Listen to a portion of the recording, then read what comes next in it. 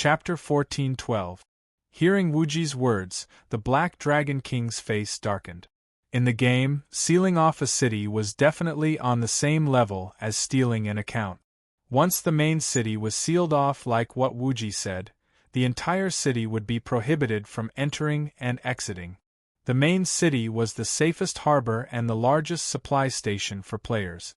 Without potions and other supplies in the main city, the efficiency of players outside the city would be greatly reduced. That was not all. Equipment had a durability setting. Once the equipment was damaged, there was no place outside the city to repair it. They could only watch as the equipment was destroyed. What did it mean to survive in the dangerous wilderness without equipment and potions? This meant that players could only fight small monsters that gave little experience. They definitely did not dare to fight high-level monsters, let alone bosses. Otherwise, it would be tragic if they died accidentally. It was fine to resurrect in the wilderness. At most, they would lose some experience. Killing small monsters would take them a decade and a half. If it was closer to the main city and resurrected in the city, they would not be able to leave. In the game, the most common way for players to play was to kill monsters to level up and obtain equipment. If they were trapped in the city, and could not even see monsters, what was the point of playing? By then, this island would be a big prison, and half of the Black Dragon Guild's players would be exiled to this island by Wuji. Looking at Wuji and Blood Red Warflag's stance, it was not that they could not do such a thing. After all, compared to the vast hero's continent, this small island was not worth mentioning. As for the more serious consequences, the Black Dragon King did not even dare to think about it. He was already drenched in cold sweat. Meow, this harmless-looking young man in front of me has his hands all over my waist. This is too much, isn't it? Seeing the fear on the Black Dragon King's face, Wuji smiled and said, "You're afraid now? I was planning to lock you guys up for 3 to 5 months.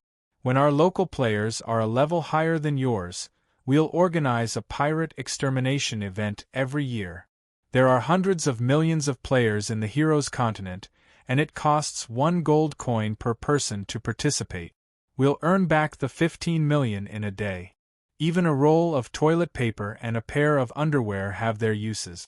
Don't think that I can't make use of trash like you." "Yo, that's a good suggestion." Hearing Wuji's words, Blood Red Warflag said excitedly, "I'll reserve tens of thousands of slots in advance." "No problem." Wuji nodded at Blood Red Warflag in satisfaction. He seemed to be very satisfied with Blood Red Warflag's supporting character. Bao San chuckled as he translated their conversation to the Black Dragon King. The Black Dragon King was completely intimidated by the few of them. He pointed at Wuji with a trembling finger and said, "You're ruthless." Wuji smiled and said, "You flatter me, you flatter me." Confucius once said, "When a friend comes from afar, even if he is far away, he must kill him." I'm just following the teachings of my predecessors. What do you think? Are you going to hand over the money obediently or wait for me to round you up and slaughter you like pigs? To pay and leave, or to be exiled forever, this was a choice that people like the Black Dragon King didn't even need to consider. Humph. This time we, the Black Dragon Gang, admit defeat. The Black Dragon King snorted coldly. He took out a contract angrily and signed it before handing it to Wuji. Wuji looked at the contract and nodded in satisfaction. "You really paid 15 million? Blood Red Warflag came over and asked excitedly. "See for yourself." Wuji waved the contract in front of Blood Red Warflag. Hiss! Blood Red Warflag saw a bunch of zeros behind the compensation figure on the contract and couldn't help but suck in a breath of cold air. They admired Wuji from the bottom of their hearts. Blood Red Warflag was the leader of a guild of 10,000 people, but it was the first time they had seen such a large amount of money after playing the game for so long. There were only a dozen people in Chuanjin, but they had done something that Blood Red Warflag, a guild leader of 10,000 people, didn't dare to do. This showed how great the art of extortion was. How could Blood Red War Flag not admire Wuji, who was a master of extortion? Blood Red Azura cried out, "Oh my God, I've only seen such a large amount of money when I visit tombs during the Qingming festival. Ha ha!" After extorting so much money from the Black Dragon King, Wuji was in a good mood. He wrote a 5 million contract and gave it to Blood Red War Flag. "Give this to the brothers to drink." Wuji had always been clear when doing things. If it weren't for Blood Alliance, he wouldn't have been able to get this 15 million. As the saying went, those who saw it had a share. Chuanjin had already taken the majority, so he couldn't let Blood Alliance get nothing. This. How can I accept this? Blood Red War Flag was also an honest person. Seeing that Wuji gave them so much money, they were at a loss for word. At this time, Wang Yu, who was on the roof, said, "Take it. There will be many times when we need you in the future. If you don't take it, how are you going to ask for it in the future?" "That's right." Wuji snapped his fingers and smiled. "Old Cow knows me the best. Then. Okay then." Blood Red War Flag heard this and happily put the contract away.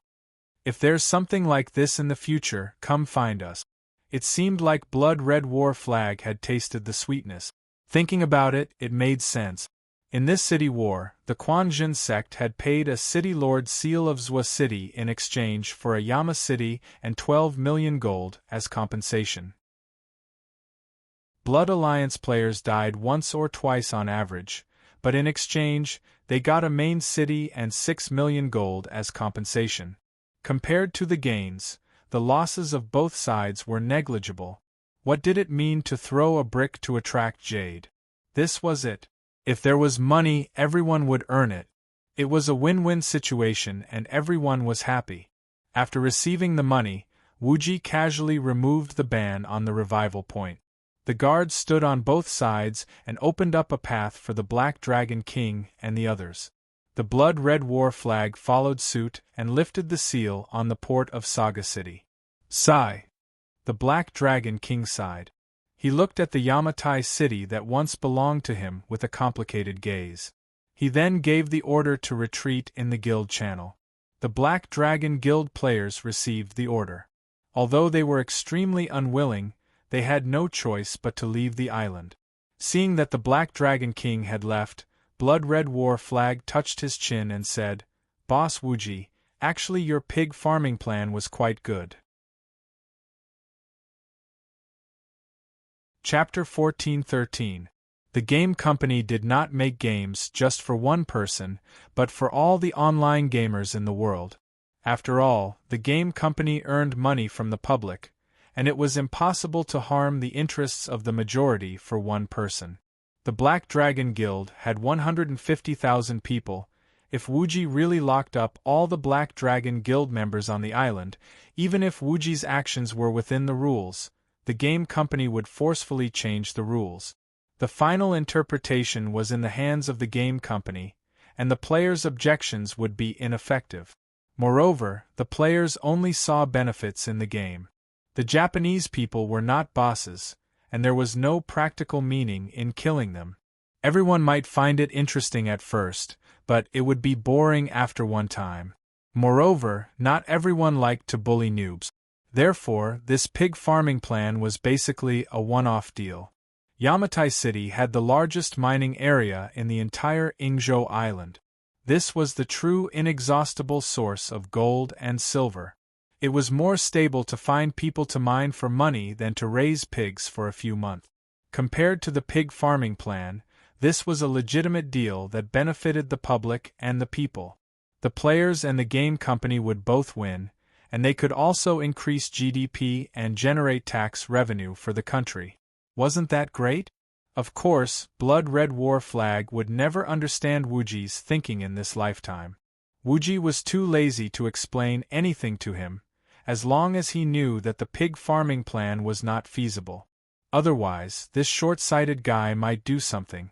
Under Wuji's pressure, the Black Dragon King moved all the Black Dragon Guild players away from the island. After Blood Red War Flag received the compensation, they chatted with Wang Yu, Wuji, and the others for a while before leaving happily. After the city war, Saga City was now full of scars. Blood Red War Flag also had to quickly start the work of managing the main city. Recuperating was the most important thing. Seeing Blood Red War Flag leave, the Chuanjian people surrounded Wuji excitedly and shouted, "Split the money, split the money!" This was 12 million gold, and Chuanjian had only seen a larger amount than this when he got the cloak fragments. Split the money? Wuji pretended to be dumb. Is there such a thing in the world? Damn. Everyone was furious. You trash, don't tell me you want to take it all for yourself. Of course not. Wuji laughed. That's more like it. Everyone was relieved. Then, Wuji touched his chin and said, I came up with the idea, and the person was killed by Old Cow. We should split the 12 million equally. Wuji is right. Wang Yu gave Wuji a thumbs up. Bullshit. Mingdu shouted, I just killed someone outside. Alright, I'll give you 1 million. Wuji smiled and threw a contract to Mingdu. The contract in the game was equivalent to a check. After the player received it, they could go to the system bank and exchange it for gold coins of the same amount. The one who paid the money was naturally the one who signed the contract. F***ck, I was the one who gave you the seal. Seeing that Mingdu dared to take credit for casting a spell, Bai Mingyu said, unwilling to be outdone. You have a share too. Wuji threw out another contract. I'm releasing the barrier. We're shooting arrows. Chun Xiang, Yang Na, and Linglong Dream each received 1 million. In the end, only Bao San, Yin Lao Air, to place one's pride, and Ming Jian Daoshua were left with a dumbfounded expression. Although these unlucky fellows had tagged along, they hadn't been able to get involved in any of the fights. Seeing that everyone else was getting paid, the few of them grew anxious. If they had known this would happen, they wouldn't have chosen melee classes. How easy would it be to just hide in the shadows and cause trouble for others? We're cheering for you guys. In the end, to place one's pride was the more shameless one, throwing out the most shameless reason. Wuji gave him a sidelong glance. Does this count? What do you think? Bao San and Ming Jian Daoshua both took out their weapons. Yin Lao Air also looked like he wanted to devour someone. Air. Wuji turned to look at the others. However, the others had already received the money. Who cared about Wuji's life or death? They all pretended not to see it. Wuji turned his gaze towards Wang Yu. Wang Yu said indifferently, as long as I have a share, it's fine. Whether it's counted or not is none of my business. F***ck. Wuji had no choice but to throw 4 contracts to Bao San and the others. At this time, Wuji only had 3 million left. After hesitating for a moment, Wuji did not dare to offend Wang Yu. He kept 1 million for himself and signed the remaining 2 million for Wang Yu. Wang Yu did not even look at it before putting it into his bag. After splitting the loot, everyone dispersed to adapt to their new territory. Wang Yu was also planning to find a quest to do when he suddenly received a phone notification. There are so many phone calls today. Wang Yu shook his head helplessly and logged out of the game. He picked up his phone and saw that it was Evildoers Run Wild calling. What's wrong? What's the matter? After picking up the phone, Wang Yu was puzzled and asked. Evildoers Run Wild was a big shot in Rebirth. He was very busy and rarely took the initiative to contact Wang Yu. On the other side of the phone, Evildoers Run Wild shouted, I'm in Yu Huiqing. Give me the authority. I want to go to Yama Tai City. What are you looking at? Wang Yu curled his lips and said, There's no one here. What's there to look at? The Black Dragon Triad was the main population on this island. When the Black Dragon Triad left, not only did they take away all the Black Dragon Triad players, but the other natives of Neon also left. Now the island was filled with local players. The huge Yamatai city was only left with Chuanjian's group. What's there to look at? It's not like I don't know them. I'm not looking at people. Evildoers Run Wild said, I'm just inspecting the mining area. Evildoers Run Wild was the biggest or merchant in the local server. All the mining areas in the main cities of the local server were controlled by Evildoers Run Wild. Now that there was a new main city, Evildoers Run Wild naturally had to be the first to get involved. It seemed that Evildoers Run Wild was a competent shopkeeper. Heh! Wang Yu was speechless. You really think of yourself as a businessman. Muttering, Wang Yu hung up the phone and went online. After going online, Wang Yu found that Wuji did not leave. Instead, he looked at him with a smile and asked, "You went to answer the phone?" "Yes, old Yao called." "How did you know?" Wang Yu was stunned. "He came to the mining area to take a look." Wuji laughed again. "Is he your brother or my brother?" Wang Yu was a little surprised to find that he did not know his brother as well as Wuji. Wuji laughed and said, "When we came to Saga City to help, I sent him a message." Wang Yu was speechless. "You're scheming against him." "What are you talking about?" Wuji waved his hand and said, "This is called cooperation, understand? Don't use your dirty thoughts to doubt my pure character." "Pure? Bah." Wang Yu gave Wuji the middle finger.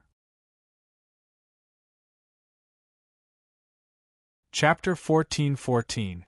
Wang Yu and Wuji had played together for so long, but he still didn't understand Wuji's thoughts.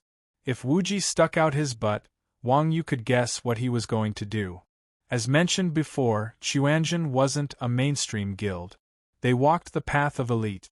There were only a few seedlings in the entire guild, and they were fundamentally different from a big guild like Blood Alliance. Just Yu Huiqing was a main city, and Chuanjin needed to distribute the administrative power of the major cities to other guilds. Now that Chuanjin didn't have affiliated main cities, there were 3 cities under Chuanjin. Yu Huiqing and Port City had a foundation of local players, and they could use the players of other guilds to develop. Now that Black Dragon Society left, Yamatai City was left with Chuanjin's group of lone commanders. Without people, could it still be called a main city? It was called a dead city. Not only did the main city need maintenance fees, but they also needed to accept quests to earn main city contribution points. These things that accumulated couldn't be done by just one person. No matter how strong Chuanjin's people were, they couldn't replace tens of thousands of players. The reason why Wuji sent a message to Evildoers Run Wild was to let Evildoers Run Wild bring players to Yamatai City to be free citizens of Chuanjin. Unhindered had the advantage in numbers. With Unhindered's men stationed at Yama Platform, Black Dragon Guild would not be able to attack Saga City like they did today. It would not be as simple as collecting tolls. Of course, Wuji wasn't just spouting nonsense when he said that the goodies should be kept within the family. Although Wuji made the members of Unhindered the World work for free, the city's resources still belonged to Unhindered the World and the Quan Jin sect. A guild enjoying a city's resources alone was a VIP treatment that only big guilds in the main city had. Who knew how many guilds were fighting for this opportunity? Wuji wasn't willing to give it to others. At least Evildoers Run Wild wasn't an outsider. Moreover, Yamatai City had such rich mineral resources, which was something that Wang Yu and Wuji didn't expect. After Evildoers Run Wild brought people over, Chuanjin collected rent. To move Unhindered to mine, it was another sharing of resources. As they spoke, Wang Yu opened his friends list and found Evildoers Run Wild's name. Soon, Evildoers Run Wild hurried to Yamatai City. "Hey boss Wuji!" Seeing Wang Yu and Wang Yu, Evildoers Run Wild greeted from afar. "Yeah." Wang Yu faintly nodded his head as a response, looking like a strict elder brother.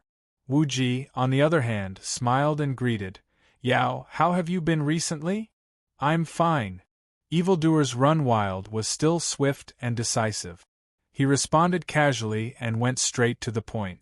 "Let's go. Let's go take a look at the mining area." "Why the rush? Don't you want a drink or two?" Wuji asked politely. "I don't have time." Evildoers Run Wild waved his hand and said, "Recently, the accounts of a few main cities don't match. I still have to go take a look later. To move unhindered business across 300 main cities in 2 factions, it wasn't surprising that the accounts couldn't match. To move unhindered business, as the boss of evildoers run wild, his main job was to deal with this kind of mess. In that case, let's go directly to the mining area. Knowing that evildoers run wild still had business to attend to, Wuji didn't waste any time. He agreed and walked to the mining area outside the city with evildoers run wild and Wang Yu. The mining area of Yamatai City was at the edge of Yamatai City. Leaving Yamatai City required a lot of detours. Fortunately, the 3 of them were cloaked players, so they flew in a straight line. 10 minutes later, the 3 of them flew to the mining area of Yamatai City. The 3 of them looked down from above. The entire mountain range was glowing with ore. How is it? Wuji asked evildoers run wild proudly. The ore here is good, right? Unexpectedly, evildoers run wild frowned and said, the ore is good, but it's a little strange. Strange? Wang Yu and Wuji weren't or merchants, so they weren't as professional as evildoers run wild. Hearing evildoers run wild's words, they were confused. Yup. Evildoers run wild pointed at the mining area below. The ore here is obviously much more than the other main cities. Isn't that great? Wuji was confused. Ore was a consumable. Who would complain about having too much of it? No. Evildoers run wild shook his head. There's definitely something wrong with this kind of ore. The game world was all about balance. Therefore, the mining area was the same as the Wizard Academy or the church. It was the standard configuration of every main city. Most of the time, it was a mine filled with zombies. Even if there were some differences, the difference wouldn't be too big. In the words of the game designers, ore was one of the main resources in this world. Therefore, every main city would be built near a mine. However, the mining area of Yamatai City was different. The mining area here was obviously much bigger than other mining areas. Moreover, it was obvious that the ore was very rich. What was even more ridiculous was that there was no mine cave in such a large mine. The mine cave was generated by the system. The absence of a mine cave meant that the mine was well preserved and had not been mined. As for why it was not mined, there were only 2 reasons. First, in the background story, the ore in this area were all low-level copper ores. There was no value in mining. Second, in the background story, this mining area was a dangerous area. Normal people wouldn't have the ability to mine here. Either of the 2 reasons would affect the income of the mine.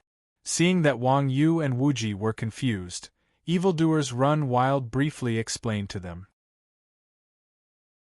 No wonder. Wang Yu and Wuji rubbed their chins thoughtfully. Evildoers run wild was a businessman.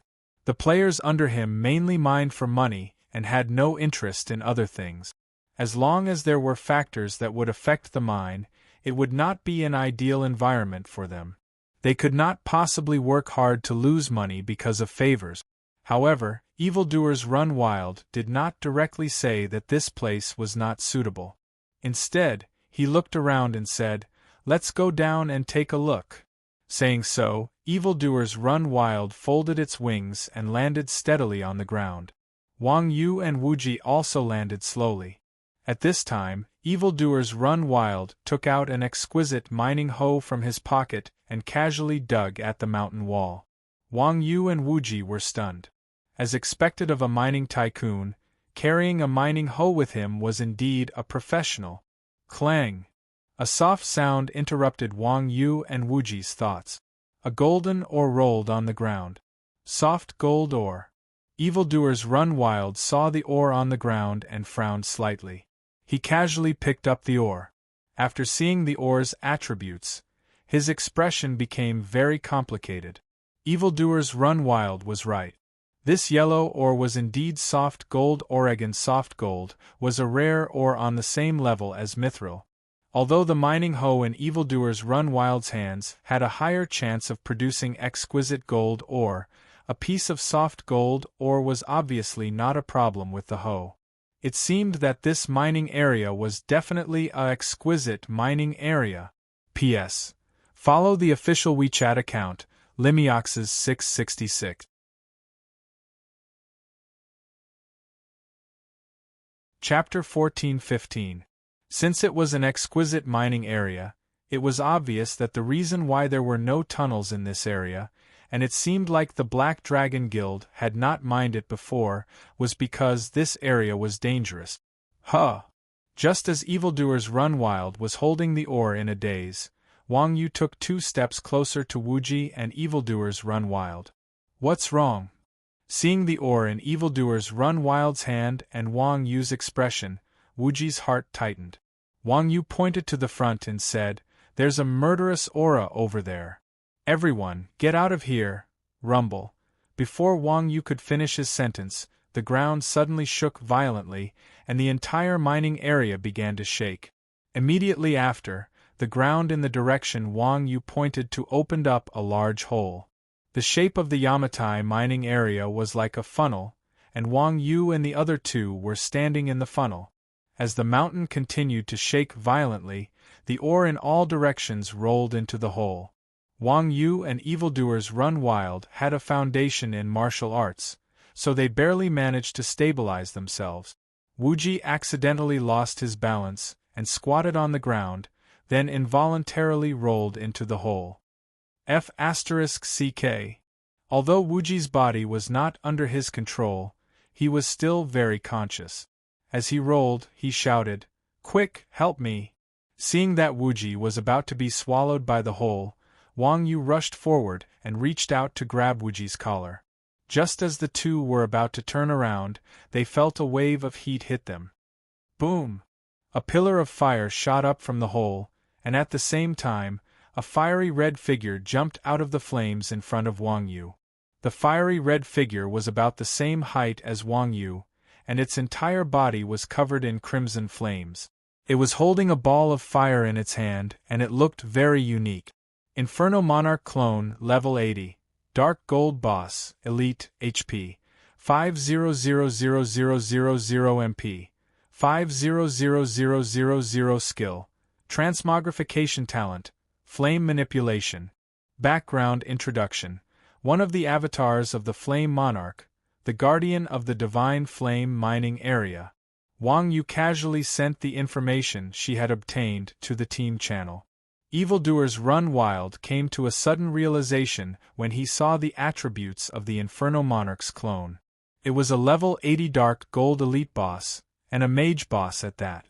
No wonder no one was mining this mine. As the saying goes, every generation has a god, and every generation has a god. If assassins were the kings in the early stages of the game, then mages would be the kings in the late stages of the game. This was also the case for mages' bosses. This was especially true for high-level bosses in the later stages of the game. Their AoE magic damage was astonishing. With a wave of their hands, they could turn corpses into piles of bones. In an era where most players were level 50, it would be fine if it was a boss of this level for other professions. They would eventually be able to take it down with their numbers. However, against a boss of the mage class, it was equivalent to using a human's life against a nuclear weapon. Inferno Monarch's eyes flashed with flames. He looked at the 3 people in front of him and roared, "This is Inferno Monarch's territory. You despicable thieves, put down what doesn't belong to you." As he spoke, Inferno Monarch raised his hand, and the flames in his hand turned into a fire snake that rushed toward Wuji. As expected of an elite boss that had the intelligence to choose, he chose the weakest one. Among the 3 people present, Wuji was the only support class. Who else could he not attack? F***ck. Wuji felt wronged. The one mining was Evildoers Run Wild, okay? Why did he attack him? Although he was depressed, Wuji's hands were not idle. He raised his staff and put a holy light shield on his head. Bang! Once the holy light shield was activated, it had an absolute defense effect. The fire snake hit Wuji's body and dissipated into smoke. However, Wuji was pushed back by the strong impact of the fire snake. He retreated to Evildoer's Run Wild side. "You go first." Evildoer's Run Wild grabbed Wuji and threw him up. Wuji was thrown 4 to 5 meters high. Wuji spread his wings and tried his best to fly higher into the sky. Inferno Monarch obviously couldn't fly, but he didn't plan on letting Wuji go. Inferno Monarch put his hands together and pulled. A crow covered in flames flew out of his hands and chased after Wuji. Seeing Wuji being chased by the fire crow, Wang Yu and Evildoer's Run Wild weren't worried. Wuji was also an expert. It was fine if he couldn't beat a boss, but if he couldn't even beat a random monster summoned by the boss, then he deserved to die. After doing all this, Inferno Monarch waved his hand again. The flames in his hand turned into a long whip and lashed at Wang Yu, who was the closest to him. Although Inferno Monarch was essentially a mage-type boss, his agility wasn't low at all. The long flame whip instantly lashed at Wang Yu's face. Wang Yu tilted his body slightly and dodged the long flame whip. Before Inferno Monarch could retract his weapon, Wang Yu stepped forward and punched him. Bang! With a muffled sound, Wang Yu's fist landed on Inferno Monarch's head. 42114 Inferno Monarch's head shook, and the flames on his head dissipated. A bright red damage number floated up, and the flames on Inferno Monarch's body dimmed. Roar! Inferno Monarch didn't expect the opponent in front of him to be so ferocious and dare to fight him head-on. After a moment of shock, raging flames burst out of his body again. He turned his hands and the long flame whip in his hand turned into a pair of gauntlets that covered his hands. He punched forward. The reason why mage-type bosses were so strong was that no one could withstand their high magic damage. Even Wang Yu might not be able to. However, this advantage of high damage was not much of a threat to Wang Yu. After all, no matter how high his damage was, it was useless if he couldn't hit anyone. After all, this Inferno Monarch wasn't an epic-tier boss with intelligence. Its intelligence was only slightly higher than those dumb monsters in the system. It was fine if a mage-type boss didn't play to its strengths and avoid its weaknesses, but it was also fighting in melee combat. Wasn't it crazy? Even a level 80 Dark Gold epic boss that specialized in melee combat was suppressed by Wang Yu's skills. A mere amateur elite player was like a chicken in front of Wang Yu. Wang Yu's feet didn't even budge in the face of the Flame Sovereign's angry punch. He lowered his head and punched the Rising Dragon fist with his right fist, landing heavily on the Flame Sovereign's chin. Inferno Monarch was a high-level boss. Although he had 80% crowd control immunity, he was still hit by Wang Yu's punch and was temporarily stunned. Wang Yu's attacks were always steady, accurate, and ruthless. He remembered the old saying, "The hands are 2 doors, the feet are 1 route." After hitting Inferno Monarch, Wang Yu pushed Inferno Monarch's shoulders forward with both hands, pushing Inferno Monarch back. Then, he kicked between Inferno Monarch's legs with Thunder Stomp. Well, the feet were 1 route. You could say that too. Roar! The miserable Inferno Monarch roared and was kicked down the crack by Wang Yu. Chapter 14-16. Whoosh whoosh. After Inferno Monarch fell into the crack, the flames in the crack surged again. Then, Inferno Monarch stepped on the flames and jumped out of the crack. When Inferno Monarch jumped out again, his health bar had already recovered to its original state. Meow, this boss is really shameless. He has a full health resurrection cheat. Is he a scientist too? However, this time, Inferno Monarch had learned his lesson. He knew that Wang Yu was not someone to be trifled with. He clenched his fists, and the flames in his hands transformed into a long sword. It flew over Wang Yu's head and slashed at Evildoer's Run Wild, who was behind Wang Yu. Inferno Monarch was unlucky. Wang Yu was not someone to be trifled with, but did that mean that Evildoer's Run Wild was someone to be trifled with? Ordinary players might not be able to control monsters with extreme attributes in PvP, but they were still very overpowered in PvE. For example, most major guilds would raise a few mage turrets with full intelligence to act as damage dealers and attack dungeons. Moreover, Evildoers Run Wild was not weak. Other than Wang Yu, the number of players in the game who were better than Evildoers Run Wild could be counted on one hand. Under such circumstances, Evildoers Run Wild seemed to be stronger than Wang Yu. Heng Xing didn't dodge the flaming long blade that was coming at him. Instead, he took a horse stance and lowered his center of gravity. Then, he reached out with his right hand and grabbed the blade of the flaming monarch. Inferno Monarch was an intelligence-type boss. Its strength was not that outstanding.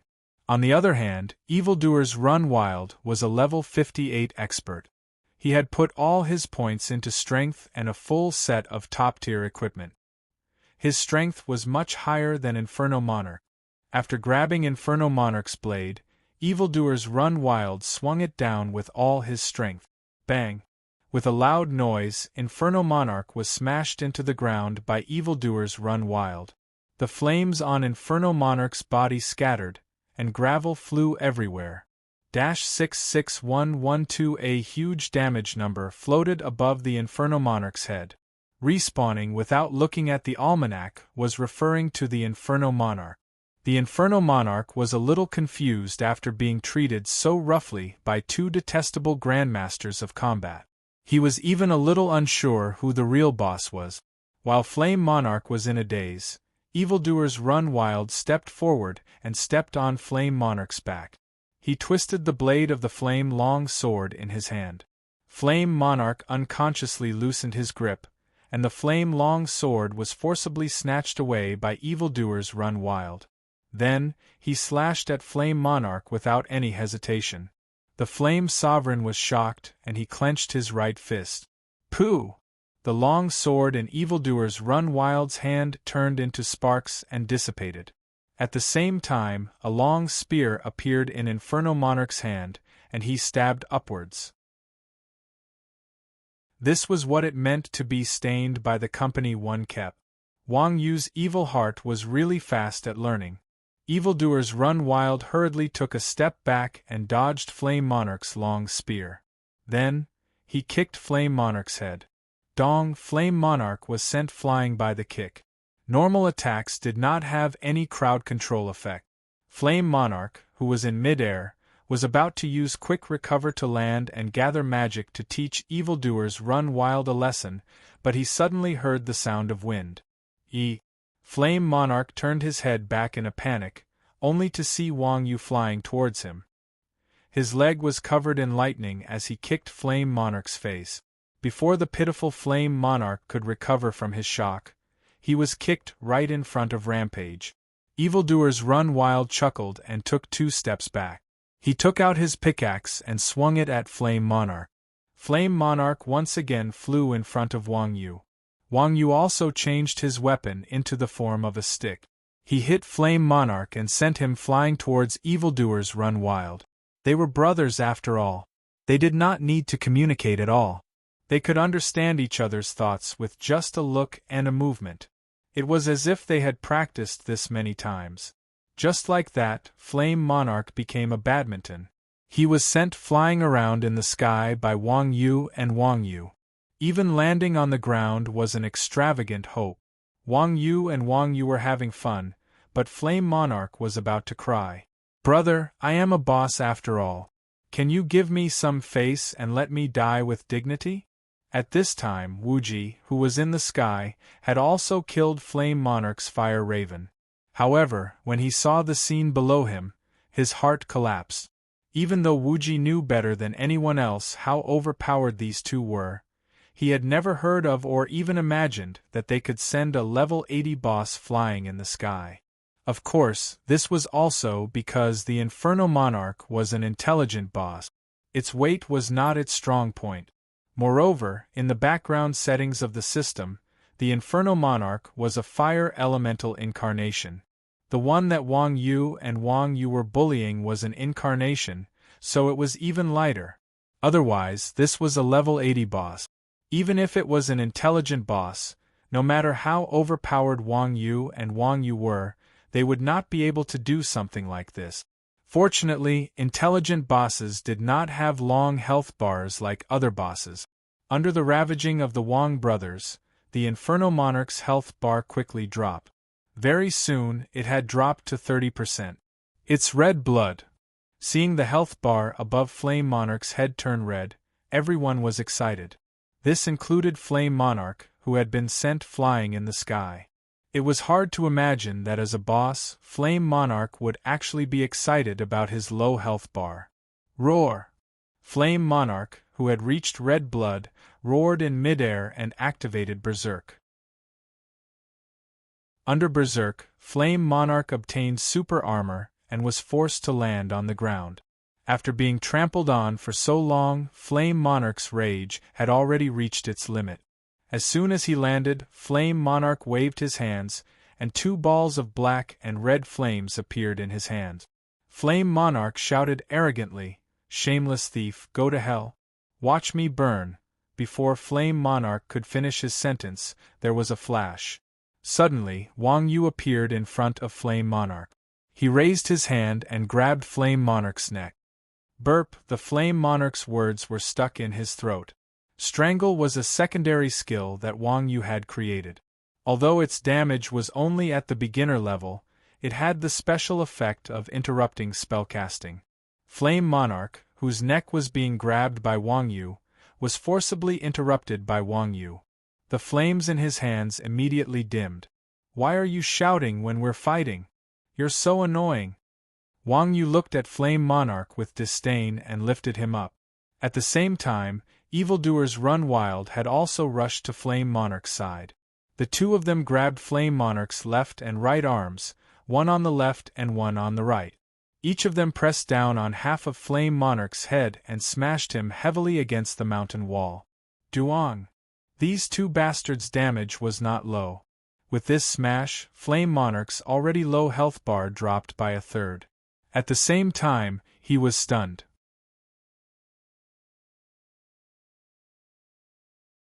Chapter 14-17. Tisk. Seeing the arrogant Inferno Monarch reduced to ashes, Wuji could not help but clench his teeth. F***ck. Rebirth was a holographic simulation.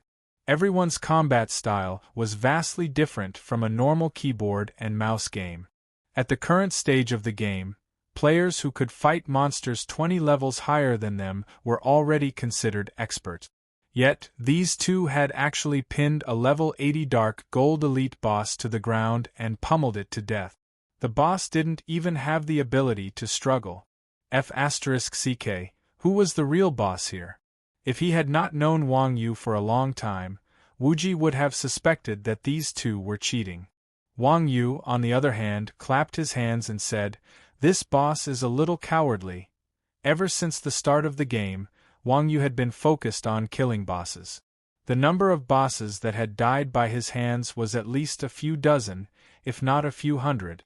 The number of bosses that he had fought was innumerable, spanning across all levels of rebirth. From the Dragon God Dales to the Goblin Leader, Wang Yu had fought them all. His understanding of bosses was second to none. Naturally, Wang Yu had defeated a few level 80 Dark Gold bosses. However, there was a 20-level difference in attributes in this game. Even someone as strong as Wang Yu would find it difficult to defeat a level 80 Dark Gold boss. Moreover, this was a magic-type boss. Although he had the help of Sin Rampage this time, the boss's performance did not match his level at all. Ordinary players might not be able to sense this, but for a grandmaster like Wang Yu, he could sense how much strength his opponent used. Moreover, the Inferno Monarch was so much weaker than other bosses of the same level. With the current strength of the Black Dragon Guild players, the other level 80 magic-type bosses would be nothing. However, with the strength of the Inferno Monarch, the Black Dragon Guild might be able to defeat it. It was a little puzzling that such a boss could still survive until now. Cowardly? A level 80 boss is cowardly? You've become arrogant. Wuji couldn't help but roll his eyes at Wang Yu, expressing his disdain for Wang Yu's arrogant remarks. This was a level 80 boss. Was that really an appropriate word to describe it? However, at this moment, Sin Rampage suddenly pointed at the place where the Inferno Sovereign had disappeared and said, What's this? Wang Yu and Wuji asked as they looked in the direction that Evildoers Run Wild was pointing at. They saw that the Inferno Monarch's crimson fire elemental form had started to gather again, gradually taking on a human form. Holy shit, he's not dead yet! Wuji was shocked to see this and casually threw a Holy Light technique over. Pooh! The Holy Light technique passed through the fire elemental's body and smashed into the cliff behind it. At the same time, the fire elements condensed into a shadow of the Flame Monarch. It shouted arrogantly, despicable thieves, do you think you can kill me so easily? Too naive. After saying that, the Flame Sovereign's shadow floated up with the wind and flew into the crack, swallowed by the flames in the crack. Soon, the Inferno Monarch jumped out again. The HP bar above his head was already full. F***CK. It's a boss that can resurrect. Seeing this, Wuji was slightly stunned. See, I knew this boss was strange. Seeing the resurrected Inferno Monarch, Wang Yu muttered. No wonder the people of Black Dragon Guild dared not mine the mine. This boss had the ability to resurrect. The biggest advantage that players had over bosses was that they could resurrect and could continue to attack the boss. However, the Inferno Monarch in front of them had the ability to resurrect, which basically negated the player's advantage. A level 80 boss was already difficult to deal with. With the ability to resurrect, who could deal with it?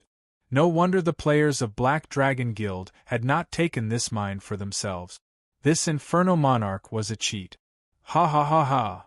Seeing the expressions of Wang Yu and the others, the Inferno Monarch laughed proudly. You didn't expect this, did you? I'm immortal. You bunch of thieves don't even think about touching the property of a god. Bang! A piece of ore smashed into the Inferno Monarch's face, interrupting his lines. You talk too much. Sinful Rampage cursed under his breath and rushed forward. Wang Yu also jumped in front of the Inferno Monarch. Despicable thief. Flame blast. The Inferno Monarch's body swayed when he was hit by Evildoers Run Wild. He cursed and pushed his hands forward. Two flames flew out from his palms and blasted toward the Wang Yu brothers. Ice Dragon Blast! Wang Yu slammed her palm forward against the incoming flame shockwave. An ice dragon flew out and collided with the flame shockwave of the Flame Monarch. Pust, the two spells, one ice and one fire, collided and released a large amount of water vapor. Wang Yu's magic priority was not low to begin with. Ice Dragon Blast also countered fire, so he was able to block the Inferno Monarch's skill. Wang Yu had all kinds of skills, so he was not afraid of facing the Inferno Monarch head-on. As for Evildoers Run Wild, he was even more crude than Wang Yu. Thunder Rage Claw! Evildoers Run Wild shouted angrily. Lightning surrounded his hands, and his fingers formed claws that grabbed the flames. Then, he clapped his hands together. Bah! The Inferno Monarch's magic was smashed into sparks by Evildoers Run Wild's claws. Such a simple and crude method not only stunned Wuji, but even Wang Yu was a little envious. A freak who put all his stat points into strength was indeed terrifying. After blocking the Inferno Monarch's attack, Wang Yu did not stop at all. They instantly rushed in front of the Inferno Monarch. Wang Yu lowered his body, and Evildoers Run Wild leaped forward. The two brothers, one holding a pickaxe and the other a staff, smashed the Inferno Monarch's ankles and head at the same time. Bang! The Inferno Monarch cried out in pain as it fell to the ground. Then, they used the brothers' one-staff technique and beat the Inferno Monarch into a ball of crimson fire elements. But this time, the fire elements did not dissipate. Instead, they gathered again like before. F***CKU. Looking at the gradually gathering fire elements, Wang Yu and the other two were dumbfounded. It was not that Wang Yu had never encountered a boss that could resurrect, but most of them could only resurrect once, or the resurrection skill had a cooldown time, but this Inferno Monarch seemed to be able to resurrect infinitely. After dying, it turned into elements and resurrected again. How could this be any more shameless? What was even more shameless was that Wang Yu killed the Inferno Monarch twice, but not only did they not lose a single hair, they did not even gain any experience. Forget it, let's go. After failing to kill the Inferno Monarch twice, Evildoers Run Wild was a little impatient. He waved his hand and was about to leave. Don't, Wuji hurriedly said. We might find a way to kill it if we kill it a few more times. Not interested. Evildoers Run Wild curled his lips and said, I spend hundreds of thousands per second, and you want me to farm this useless thing here? You guys take your time to study it. Send me a message when you're done.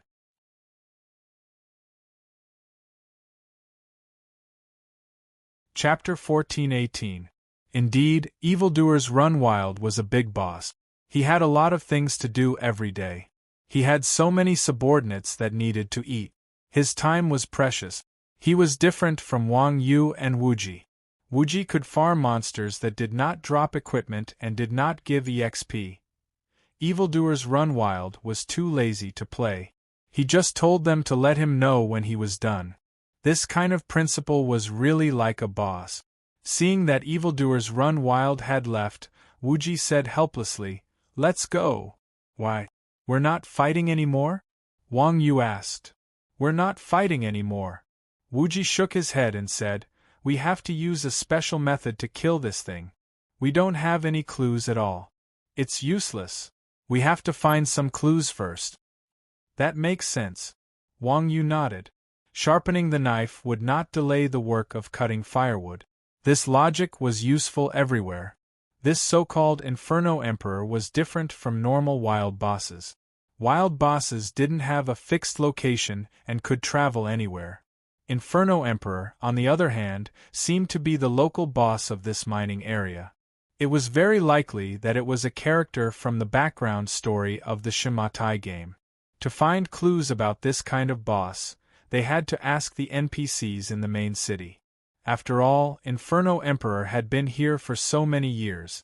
There was no way that the NPCs here did not know him. Asking the NPCs was actually a little more troublesome, but it was not difficult. However, after returning to Yamatai City, Wang Yu had no idea where to go. It could not be helped.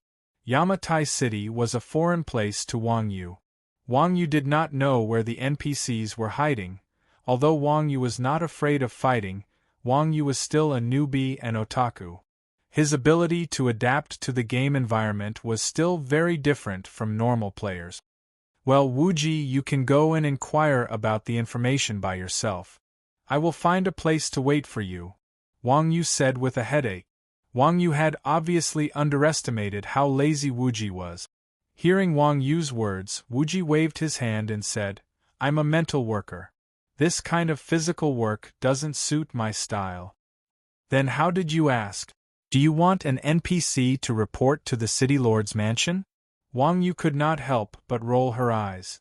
Putting aside whether the City Lord had the authority to do so, if he did, with Wuji's personality, he would definitely do it. Wuji grinned and said, That's a good idea, but the only NPCs I can command are the guards. What would those fools know? Then what do you want? Wang Yu was puzzled. Wuji smirked. Brother Chun and the rest should have familiarized themselves with the main city by now. Achoo? Sure enough, it was just as Wuji expected. At this time, the other members of the Chuanjin sect had already familiarized themselves with the distribution of NPCs in Siam Matai. They were gathering at the tavern to have a drink or two. Just as everyone sat down, Chun Xiang sneezed heavily, giving everyone a fright. Could it be that one could catch a cold in the game? Strange. Chun Xiang rubbed his nose and said, Why do I feel a chill on my back? Could it be that someone is scheming against me? Just as Chun Xiang finished speaking, a message from Wuji appeared in the guild channel. Where are you guys? I'm at the tavern. Do you want to treat us to a drink? Everyone asked with a smile. They all knew that Wuji had a disease that would kill him if he treated someone to a drink. He would definitely not come if they asked him to pay. Who knew that Wuji would reply decisively this time? Okay, order the most expensive wine and put it on my tab. Everyone was stunned. Did the sun rise from the west today? Wuji would treat people, and it was the most expensive wine? As expected, his tone was different after he became the city lord. As expected of the city lord. After everyone sighed, Chun Xiang shouted to the tavern waiter, "Give me 20 bottles of the most expensive wine. Put it on Wuji City Lord's tab." F***ck. Everyone was shocked. There are 9 of us, and you want 20 bottles of wine? Aren't you afraid that Wuji will find trouble with you? What do you know? This is for me alone. If you want to drink it, order it yourself. Chun Xiang looked at everyone in disdain. Can you finish 20 bottles?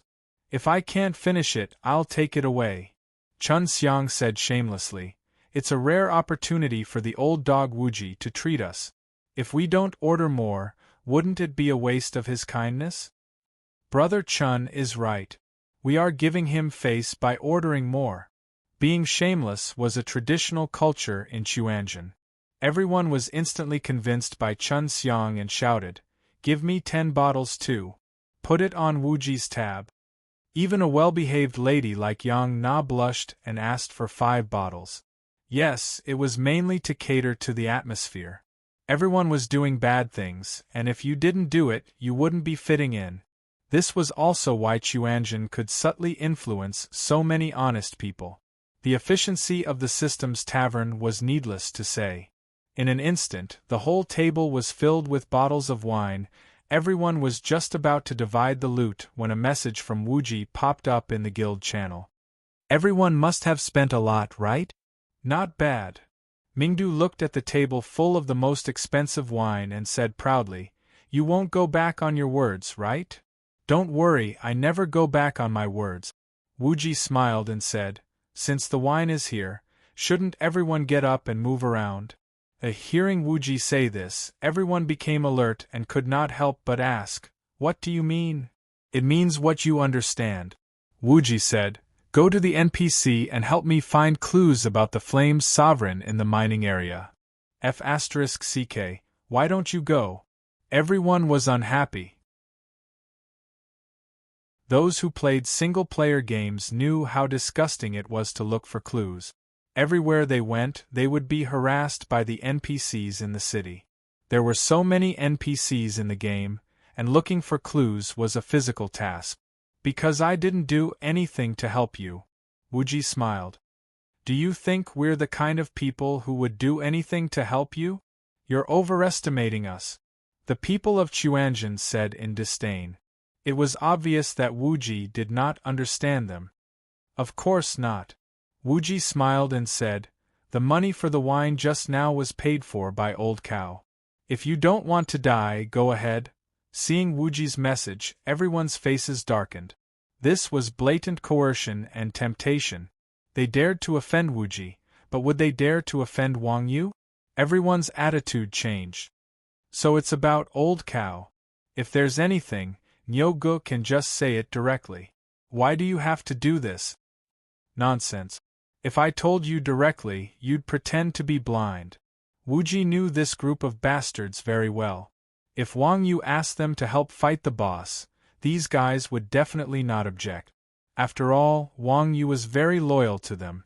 However, if he asked them to do something as boring as searching for clues, there was an 80% chance that they would use Black Drifting Bottle to contact them. F***ck. Is that old dog Wuji considered a dog pretending to be powerful? Everyone was very dissatisfied with Wuji's action of using Wang Yu to scare them. They all blamed Chun Xiang. "It's all your fault. You took so much wine from him. What do you know?" Chun Xiang raised his middle finger and said, "Even if you took a bottle, that old dog would still blackmail you."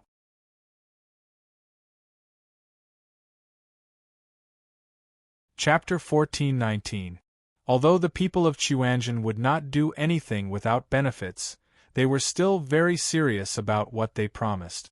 After ruthlessly squeezing Wuji, they left the tavern and split into 4 groups to ask the NPCs one by one. At the same time, Wang Yu and Wuji arrived at Yamatai City's library. Yamatai City was indeed the main city of the Wei Nation's server. The library was very local. Seeing a female manager wearing a uniform sitting there, Wuji felt as though he had seen this scene somewhere before, and a series of license plate numbers involuntarily popped up in his mind. I don't know what I'm talking about. Hello, Mr. Chancellor. How can I help you? If you want to check. It seemed that Wuji had a lot of prestige as the Chancellor. The librarian was very respectful. If it was someone else, they would not even say a word. No. Wuji waved his hand and interrupted the librarian. I have something to ask. The librarian smiled. If you ask, Mr. Chancellor, you can give me a 20% discount. Okay. Wuji nodded. Please give me the information about the Flame Sovereign. Saying so, Wuji took out a bag of gold coins and handed it over. The librarian took the gold coins and said casually, "The Flame Sovereign is the guardian of the Divine Flame mining area. He is very powerful." After that, the librarian stopped talking. That's it? Wuji was a little dumbfounded. Spending 80 gold coins to buy such a useless sentence? Was there a need for her to say that the Flame Sovereign was the guardian? Mr. Chancellor, you have to pay for this question too. The librarian smiled cunningly. Wuji took out 160 gold coins and handed it over expressionlessly. Tell me, how can I kill the Flame Sovereign? The librarian took the gold coins and said, The Flame Sovereign is the incarnation of the fire element. In theory, he is immortal. As for how to kill him, I'm sorry. This is something that the players can figure out themselves. F***CK. Hearing the librarian's words, Wuji vomited blood. Meow. Wuji finally realized that it was unrealistic to use the library as a strategy library. There were many exploratory questions in the game that could not be answered in the library. He couldn't get any **T out of this administrator. Looking at the answer he gave, he could only summarize it in 2 sentences. 1. The Inferno Sovereign is the mine's guard. 2. The Inferno Sovereign cannot be killed. Damn it, this was all already known to Wang Yu and Wuji. What was the point of saying all this? Wang Yu and Zhang Xian left the library in a bad mood after their fruitless questioning. After leaving the library, the 2 of them went to the tavern. Now, they could only wait for the other customers of Chuanjian. There was no boss in the game that could not be killed. The reason why Wang Yu could not kill the Inferno Monarch was most likely because Wang Yu lacked a certain item or some special condition. And this kind of item or condition was the exploration content that needed to be triggered. Since the Inferno Monarch was the mine's guard and was recorded in the library, it was obvious that this fellow was the local tyrant of Yamatai City. The condition to trigger the mission should be in Yamatai City. Now, they could only wait for Chun Xiang and the others' news. After a few hours, the rest of Chuanjian arrived at the tavern one after another. Seeing that everyone had returned, Wuji quickly stood up and asked, "How was it?" However, everyone's attitude was not very pleasant. Their faces were dark as they said unhappily, "Nothing much." After receiving Wuji's order, everyone split up and asked all the NPCs they saw. However, there was no useful information. Almost all of their answers were the same. The mine? No, there's a demon there. It's too scary. Young people, please don't take things too hard. After hearing the same words countless times that night, one could imagine how the people of Chuanjian felt. That shouldn't be. Wuji rubbed his chin and mumbled, "Are there some NPCs that you didn't ask? Should we go and ask again?" Get lost. Hearing Wuji's words, everyone was furious. Wuji was really easy to say. Yamatai City was such a big place. There were more than 1,000 NPCs. Everyone searched for a whole night and didn't find any clues. They were already in a bad mood. Who would be in the mood to play hide and seek with NPCs? Haha, don't be angry. Wuji quickly smiled and said, I know everyone has worked hard. Let's take a break first. Then, Wuji waved at the bar and said, Boss, give me 10 bottles of your most expensive wine. Now, Wuji didn't dare to offend the people of Chuanjin. Looking at what evildoers run wild meant, if they couldn't deal with the mine's boss, evildoers run wild wouldn't let his subordinates come to Yamatai City. When that happened, the most tragic person would be Wuji. Not to mention the awkward position of a commander without an army. Without players doing quests, there would be no construction rate. Without construction rate, the city wouldn't have income. When that happened, the maintenance costs of Yamatai City would have to be paid by Wuji. Being a solo city lord was simply a burden. Moreover, what kind of person was Wuji? Chuanjin's shameless and wretched personality usually came from Wuji. Seeing that there was so much wealth in the mine that he couldn't use, Wuji felt like a cat was scratching his heart. So at this time, Wuji had to make Chuanjin and the other working masters feel comfortable. That's more like it. Seeing that Wuji was so sensible, the expressions on the people of Chuanjin's faces became better. The people of Chuanjin were all arrogant and unruly people. If it weren't for Wang Yu, they wouldn't have done something so strenuous and unrewarding. If Wuji's attitude was bad, these people would have flipped the table and left. They might even beat up Wuji. The NPCs were quite efficient. It didn't take long for the waiter in the tavern to bring a pile of wine to the table where Wang Yu and the others were. Wang Yu muttered to himself, Why can't I kill that Inferno Monarch? Unexpectedly, at this moment, the waiter's originally numb and mechanical eyes suddenly lit up. He turned his head to look at Wang Yu and said, Inferno Monarch? Why don't you ask our boss? Hearing the waiter's words, everyone was stunned. At the same time, Wang Yu received a system notification. System notification. You have triggered the quest, Ancient Mine. Quest rank A. Do you accept? Accept. Without hesitation, Wang Yu accepted the quest. System notification. You have accepted the quest, Ancient Mine. Quest rank A. Quest background. The Divine Flame Mine contains a huge amount of wealth. Unfortunately, this is the property of a god and should not be coveted by mortals. Quest content. Ask the owner of the tavern in Yamatai City about the ancient mine.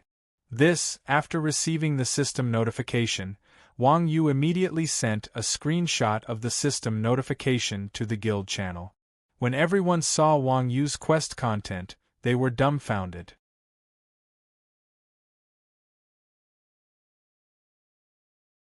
Chapter 1420. After taking a look at the mission details, Wang Yu stood up and walked to the tavern owner. Boss, do you know about the primordial mine? Upon hearing Wang Yu's question, the tavern owner lifted his head and sized up Wang Yu. Then, he nodded and said, Yes, there is a terrifying demon called the Flame Monarch there. My grandfather's grandfather was killed by him. Young warrior, I can see that you are all strong. Can you help me take revenge? At the same time, Wang Yu received another system notification. You have activated the second part of the Primordial Mine mission, Demon Flame. Mission rank A. Do you accept it? Hey! Upon hearing this, the Chuanjin people could not help but rejoice. Meow, this tavern owner really has a way. However, Wang Yu was not in a hurry to accept the mission. Instead, he frowned and asked the tavern owner, The Flame Monarch has a powerful immortal body. We are not confident that we can help you take revenge. The Flame Monarch's strength was not worth mentioning. The immortal body was the thing that gave Wang Yu the biggest headache. No, warrior. Upon hearing Wang Yu's words, the tavern owner waved his hand and explained, The Flame Monarch you saw was just a clone created by the real Flame Monarch using the fire element. The Divine Flame Mine contains a large number of flame ores, and there is an abundance of fire element in the mine. As long as the fire element exists, the clone will not be destroyed. In order to kill the Flame Monarch, you have to kill his real body. Real body? I see. Upon hearing the tavern owner's words, Wang Yu was enlightened. No wonder the Flame Monarch could resurrect infinitely. So that was the reason. Luckily, he came back to ask. Otherwise, who knew how much fire element was contained in the entire divine flame mine? He would really be at odds with the Flame Monarch for the rest of his life. After thinking for a while, Wang Yu immediately asked, "Where is the Flame Monarch's real body?" "According to my grandfather, it is under the divine flame rift valley," the tavern owner said with certainty. "Alright. In that case, I will accept the mission." Wang Yu decisively clicked yes. To Wang Yu, finding a boss was much more difficult than killing one. As long as he knew where the Inferno Monarch was hiding, everything would be much easier. System notification: you have accepted the second phase of the quest, Ancient Mine, Demon Flames. Quest rank A. Character background: the Flame Sovereign was the guardian of the ancient divine flame mining area. He had killed many treasure hunters who coveted the wealth of the gods. Mission details: kill the Inferno Sovereign 0 of 1. Friendly reminder: the Flaming Sovereign is extremely powerful. Please form a team and have at least 20 people. TSK, this mission is really... When Wang Yu sent a screenshot of the mission to the channel, everyone from Quanzhen couldn't help but click their tongues in amazement. There was strength in numbers. Whether it was in the real world or in the game, this was the truth, especially in a game like Rebirth that relied heavily on teamwork. Under normal circumstances, there would be a limit to the number of people that could participate in a mission. A mission with a small limit was not necessarily easy. However, the more people there were, the harder the mission would be. The mission that Wang Yu had just received actually did not have a limit to the number of people. One could see how difficult it was. However, thinking about it, it made sense. This was a level 80 Dark Gold boss, and it was a mage. What was worse was that the Flame Sovereign had an immortal body, so it was reasonable that it would be difficult. 20 people. We don't have enough people now. Seeing the limit, everyone muttered to Wuji, "Go to the Blood Alliance and call some people over." Wuji was about to say something, but Wang Yu said, "No need." Everyone was slightly stunned. "You have a suitable candidate?" "No." Wang Yu shook his head. "It's almost 10 at night. I have to go offline and rest. Let's do it tomorrow." F***CK. Everyone was depressed. Can you be more like a player? Which expert in the gaming circle didn't put in all their effort? The people from the Chuanjian sect had never seen anyone who divided their time so meticulously when playing a game. What was even more hateful was that this guy was the #1 expert in the game. Who could they find to reason with? Although that was the case, everyone knew Wang Yu's habits. Even if Wang Yu disappointed them at a crucial moment, he would only complain. He would not force Wang Yu to stay with them through the night. Wang Yu was about to go offline when Wuji suddenly asked the owner of the inn, "Is the divine flame rift the crack that the Flame Sovereign jumped out of?" "That's right." The owner of the inn nodded indifferently. F***CK. As soon as the owner said this, Wang Yu, who was about to go offline, stopped what he was doing.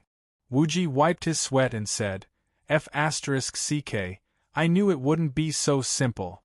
The NPCs in Rebirth were known for being cunning. There was no way they would tell the players where the boss was hiding so easily. As expected, the Divine Flame Rift was a huge pit. The others in Chuanjian didn't know, but Wang Yu and Wuji had seen the Divine Flame Rift before. It was a crack in the Earth's crust, and below it was magma. The magma was boiling with flames, and the flames were dozens of feet high. If players jumped into such a crappy place, they would definitely be burned to ashes. The Flame Sovereign was basically invincible if he hid in the Divine Flame Rift. Seeing Wang Yu's expression, the owner of the inn suddenly put on a cunning merchant's face. He smiled and said, "Don't worry, Lord Hero. My grandfather's grandfather obtained 3 fire-resistant scrolls that can block fire element. There are only 2 left now. Then give it to me. Wang Yu stretched out his hand and asked for it. Hee. The owner laughed and said, "This fire-resistant scroll is very precious. How can I give it away so easily?" Wang Yu was speechless. He said, "Big brother, we are avenging you."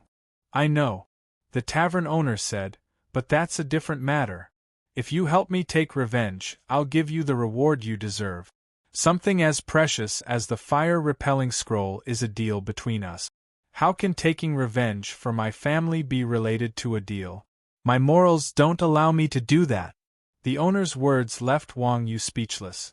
As expected of an NPC who was known for being despicable and shameless, this was the first time Wang Yu met someone who talked about making money out of the dead in such a dignified manner. How much is 1 scroll? Wang Yu also knew how the NPCs in Rebirth were like. He couldn't be bothered to talk nonsense with the owner, so he went straight to the point. "Not expensive," the owner said, 10,000 gold coins each. Ugh, Wang Yu was speechless once again. No matter how precious a scroll was, it was a one-time use item. High-level scrolls in the market were only around 1,000 gold coins. The owner of the inn actually dared to charge 10,000 gold coins each. If it wasn't for the fact that Wang Yu knew that NPCs couldn't lie, Wang Yu would have suspected the owner's true intentions. How was this for revenge? It was obviously to sell something.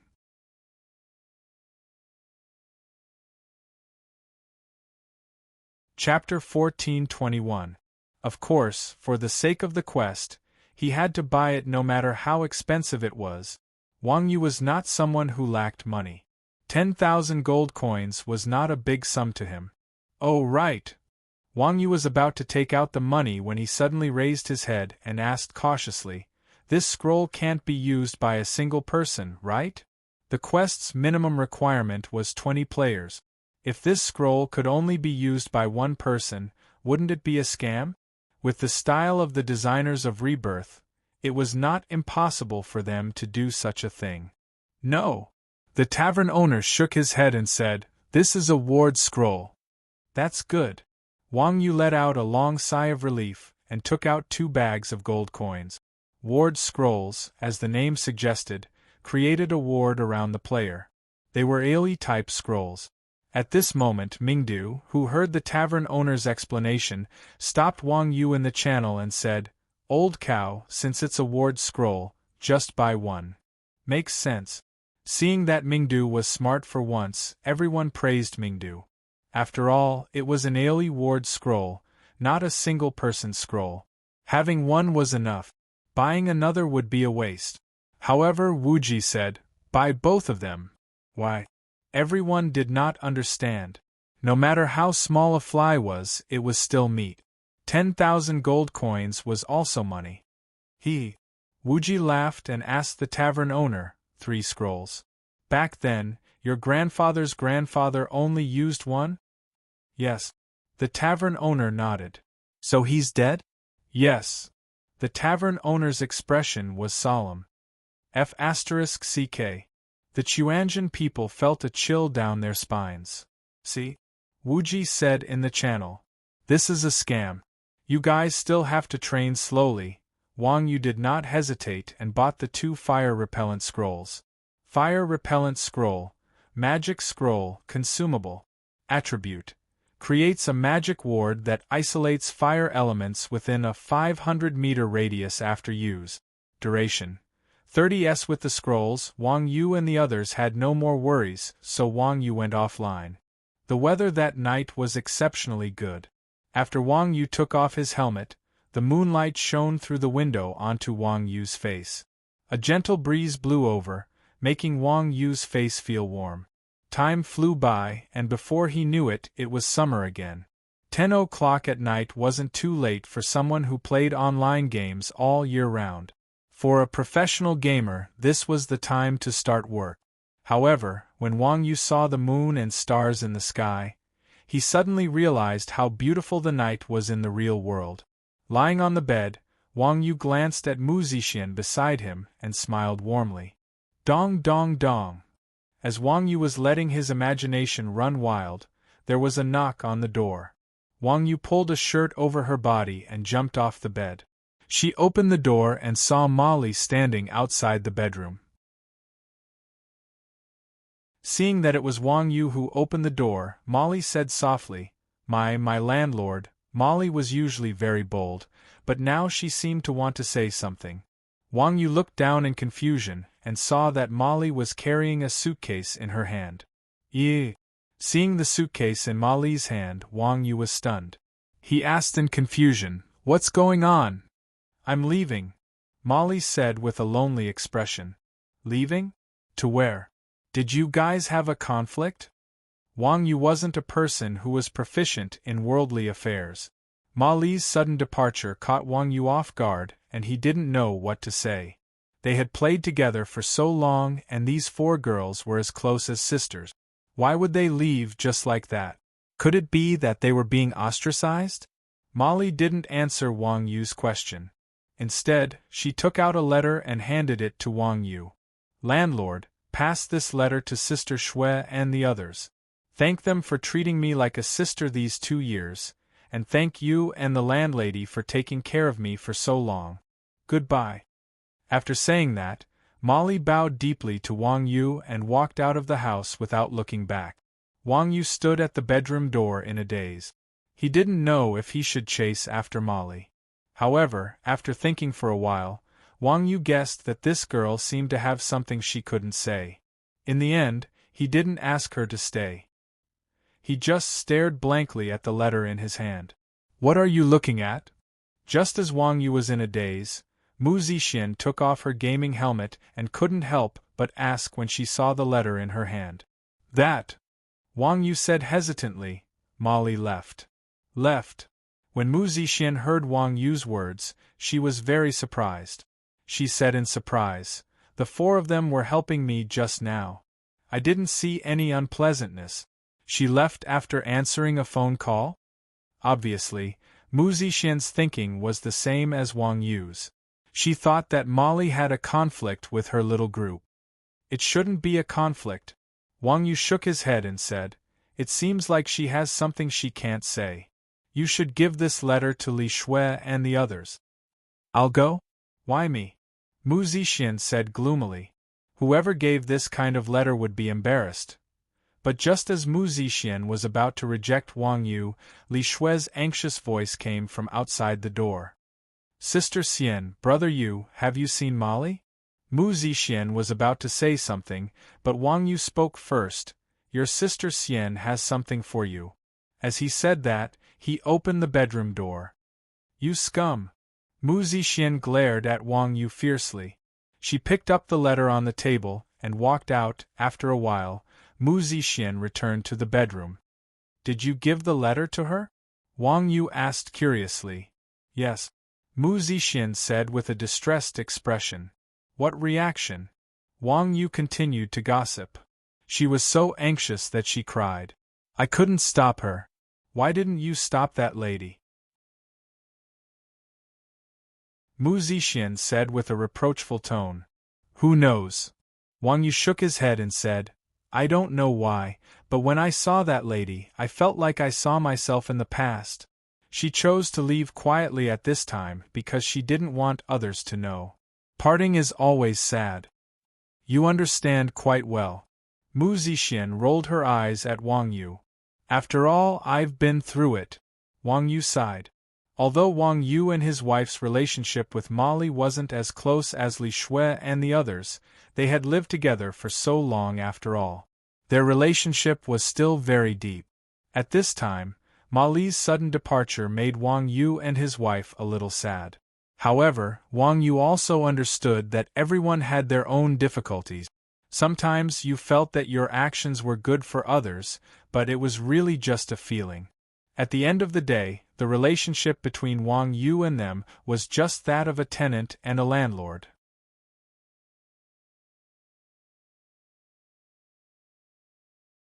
Chapter 1422.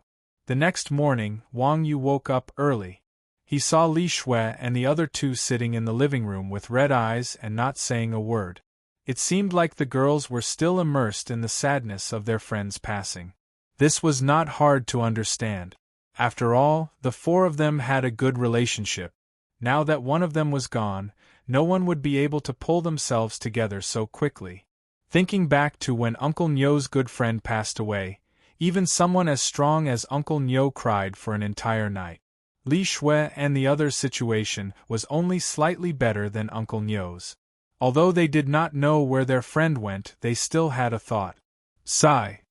Facing the few sorrowful girls, Wang Yu silently sighed. When I returned to the game, the Chuanjian people were already waiting. Inferno Monarch. Just from the name, one could tell that it was a big boss. Everyone basically had one goal when they played the game, and that was to become stronger. There were only three main factors to become stronger: equipment, experience, and technique. Technique needed time to polish, and the first two came from the boss. With such a big boss waiting to be killed, everyone was more enthusiastic than anyone else. It was a level 80 dark gold boss, and its doppelgangers were all elite. Its main body was at least epic. Such a high-level boss had a high drop rate of top-tier equipment. Moreover, this was the first kill. If not for the fact that only Wang Yu could pull the boss, Chuanjian people would have gone to the mines to test the waters. Wang Yu was also an experienced player now, so he naturally knew how Chuanjian people felt. Seeing everyone's anxious expression, Wang Yu hurriedly waved his hand and said, "Okay, let's go." "No rush," Wu Ji said. "Did you forget that the quest can only be done by 20 people? I have already notified Blood Red War Flag, and they will be here soon." After saying that, Wu Ji pretended to be mysterious and added, "Right, Blood Red War Flag said that we will be doing the quest with a group of experts. They will definitely be people we will not expect." "Really?" To Place One's Pride said, "After Blood Alliance was tricked by Finger the Heavens, the number of experts in their guild can be counted on one hand. How could we not think of them?" Crash. To Place One's Pride had only just finished speaking when the door to the tavern rang. Several players pushed open the door and entered the tavern. The person in the lead was extremely burly. Not only was he slightly taller than Wang Yu, but his shoulders were also twice as wide as Wang Yu's. Even among shield-bearers, such a robust player was rare. However, this player carried a massive, green, wooden bow on his back. The bow was densely engraved with magical inscriptions. One glance was enough to tell that it was a godly relic. The quiver on the archer's back was filled with thick arrows that were comparable to the spears in the hands of knights.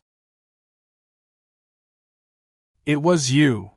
After seeing the archer's attire, the Chuanjian people were startled and couldn't help but shout while pointing at the archer. The burly archer was none other than the captain of the Netherworld King's battle team, Death God's left hand. Behind him were the players from the Netherworld King's battle team. It's you guys?" Seeing the Chuanjian people, Death God's left hand was also startled. He seemed to be in disbelief. This was because before coming to Yamatai, Death God's left hand had heard from Blood Red War Flag that the guild that had asked for Blood Alliance's help this time had taken down Yamatai City, the largest city in the 3 islands of Ingzhou, from the hands of the Black Dragon Guild. As for how strong the Black Dragon Guild was, Death's left hand naturally didn't know since he had never fought them before. However, Yama City was far superior to Saga City in every aspect. To be able to force the Blood Alliance to settle in Saga City, it had to be a large guild on the same level as the Blood Alliance. Yet, it was actually the people from the Quanzhen sect. Death's left hand really couldn't handle them. Of course, the fact that Wang Yu was the city lord of Yu Huiqing was not a secret. Chuanjian was able to suppress Blood Alliance in Yu Huiqing, so it was reasonable for them to occupy Yamatai City. Death God's left hand quickly thought of this. On the other hand, Chuanjian was very surprised that Underworld World and Blood Alliance were together. Underworld World was a veteran team. There was no need to doubt their strength. Putting aside their lack of tactics, in terms of individual strength, Apart from Wang Yu, Death God's left hand wasn't weaker than any other expert in Chuanjin. Even a high-level expert like Yang Na couldn't gain an advantage in front of Death God's left hand. They were definitely experts. But didn't Underworld World have sponsors? Since when did he start messing around with the Blood Alliance? This was what Chuanjin didn't expect. Someone as straightforward as Mingdo asked right away, "How did you get together with Blood Alliance? Didn't someone sponsor you? Where's that sword?" "It's the Rapid Lightning Sword," Bao San corrected. "Right, the Rapid Lightning Sword," Mingdu said. Death God's left hand was a bit embarrassed. "Our results aren't important to Underworld World. What we want is respect. We terminated the contract after the Pro League. Although it was normal for experts to transfer in the pro circle, many fans found it hard to accept. They would often call the transferred players slaves.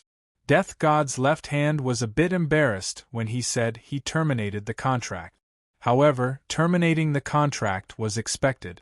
After all, whether or not a team could have a good result depended on the tacit understanding and cooperation between the tactician and the teammate. Rapid Lightning Sword's style was very obvious and Underworld World's style was also fixed. Both sides couldn't change because they wanted to. Parting ways was inevitable. "Then you guys came to Blood Alliance?" Mingdu asked. "Yes." Death God's left hand nodded. "Blood Alliance was lacking people, so they signed us. Guild leader Blood Red is a good person. Blood Red Warflag had always been a hands-off boss. When they first cooperated with the Quan Zhen sect, they were willing to listen to a sinister and cunning person like Wuji. Of course, they wouldn't interfere with the Netherworld King's team. Blood Red Warflag is really lucky." Hearing Death God's left hand's words, Chuanjin couldn't help but sigh. These guys from Underworld King's realm weren't simple at all. Compared to the people from Blood Alliance, they were only stronger and not weaker. Adding on the crazy Death God's left hand, they had the strength to compete with Nine State. However, because of their independent personalities, no one had ever sponsored them. Now, Blood Alliance's experts had been poached and Blood Red Warflag had signed Underworld World. Blood Alliance lacked experts and Underworld World lacked sponsors. Now that both sides were working together, their strength was on a whole new level. What was a blessing in disguise? Being close to Chuanjin meant that Blood Red Warflag was also tainted with the protagonist's aura.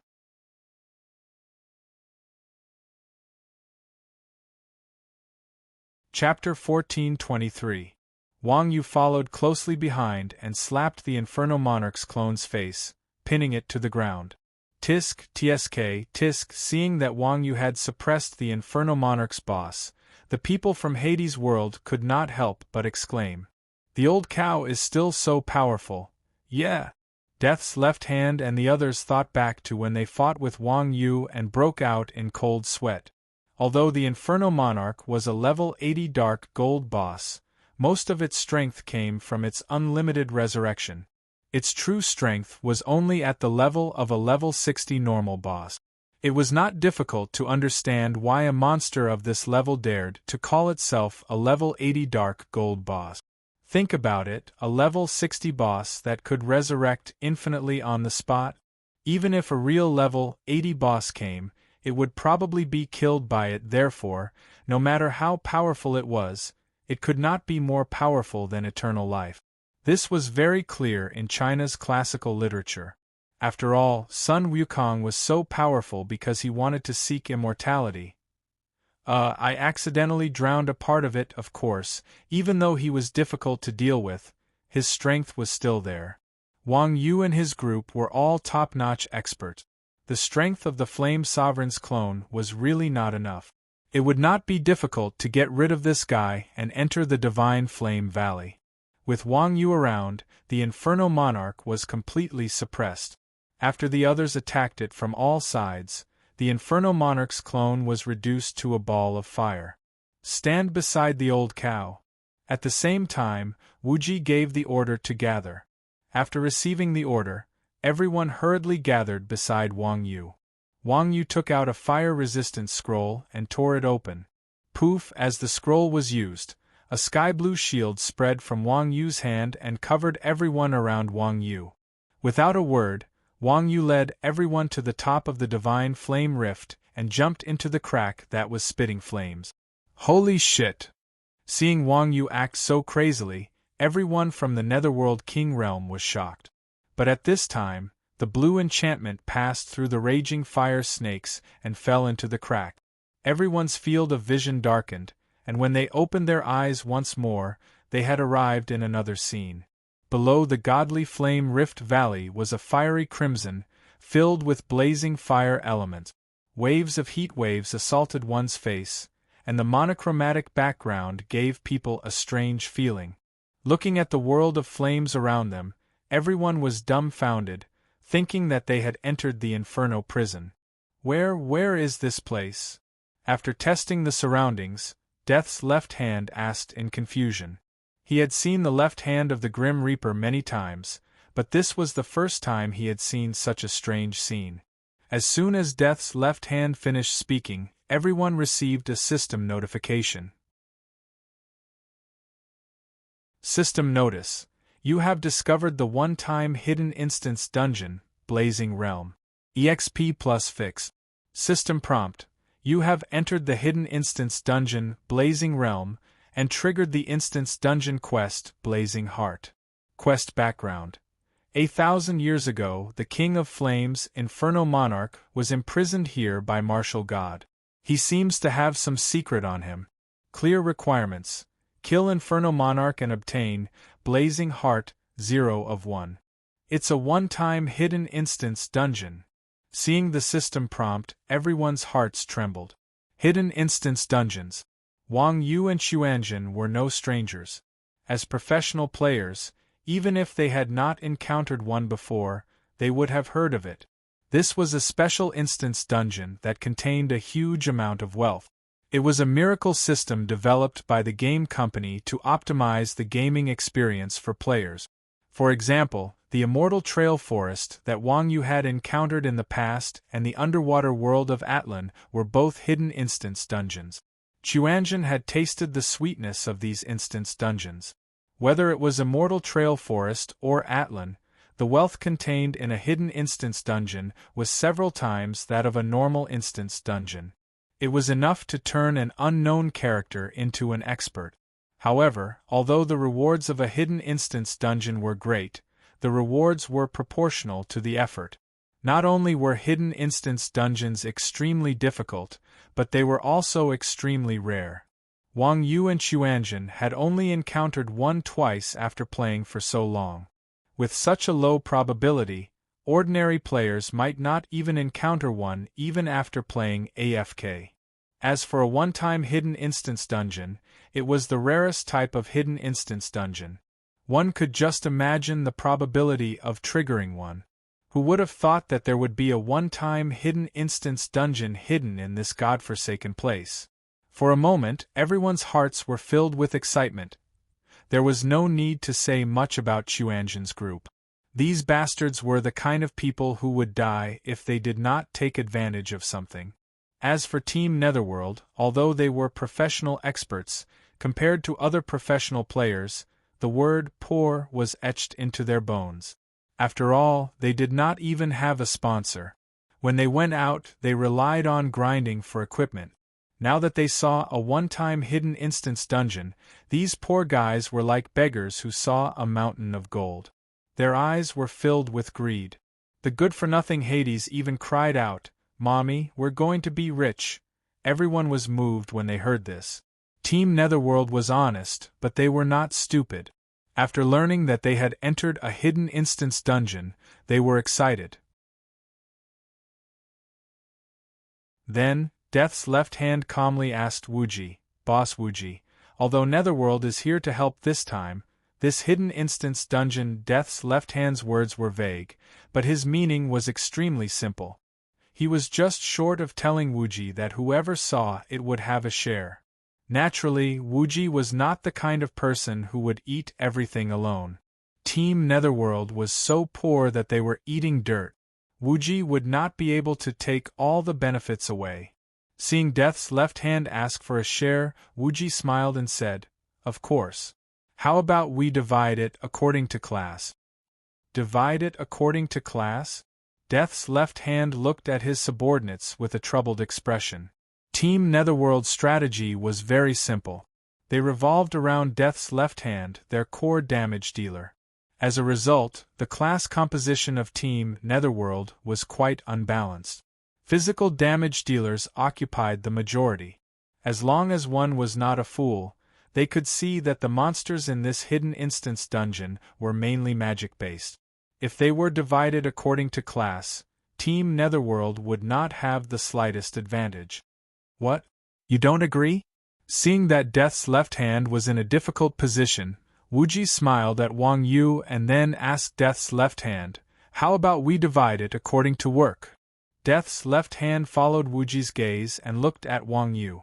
Immediately, he shivered and said, "That would be boring. If we divide it according to class, then so be it."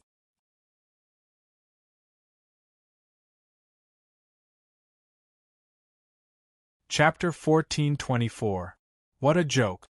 Death God's left hand was still traumatized by Wang Yu's ferocity. Moreover, 80% of the damage output professions in Xuanzhen were DPS professions. If they really listened to Wuji's suggestion, Underworld would probably not get anything at all. It was not difficult to see from the dungeon's environment that the Blazing Realm was a dungeon dominated by magic monsters. Even if the equipment dropped was not mage equipment, it would at least be equipment that increased the fire attribute. As for mages, Netherworld King's Realm and the Quanzhen sect each had a mage. Basically, every class had a need for fire-type equipment. Although fire-type equipment was more commonly used by DPS classes, it wasn't much of a profit. It was absolutely fair to distribute it by class. This was because Death God's left hand did not understand Xuanzhen's character. If Death God's left hand had been in contact with Xuanzhen for a long time, he would definitely realize that this was already the biggest concession that Xuanzhen could make.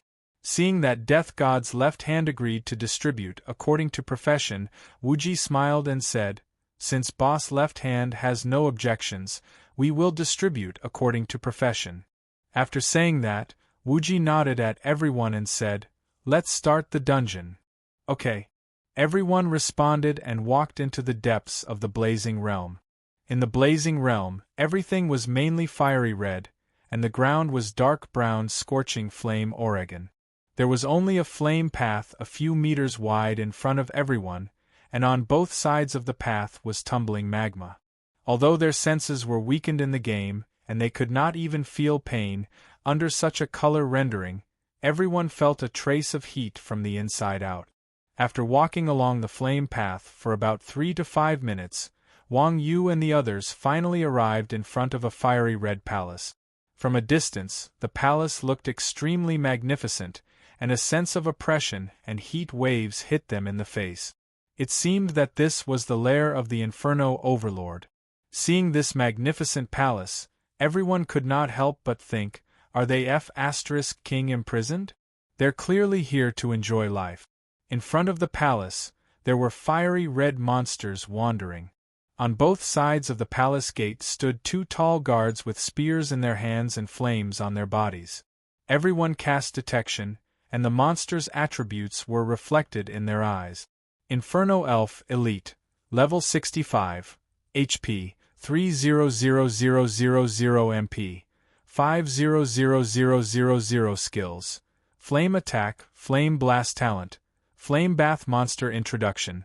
Originally a fire elemental wandering in the land of divine flames, it has become a powerful magical creature with consciousness after being transformed by the Flame Monarch.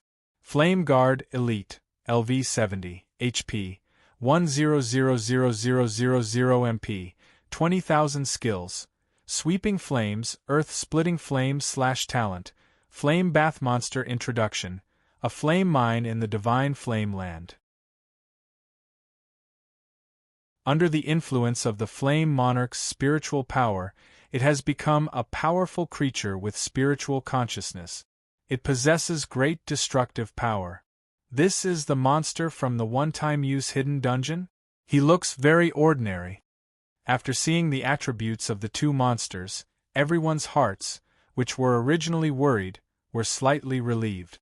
Originally, everyone was still wary of the difficulty of the hidden instance dungeon, but the attributes of these two monsters were really not that great. At first glance, it was obvious that the Flame Guard was a strength-type monster. Although its skills were melee attacks, it was also an enhanced version of the two famous useless skills of knights and warriors.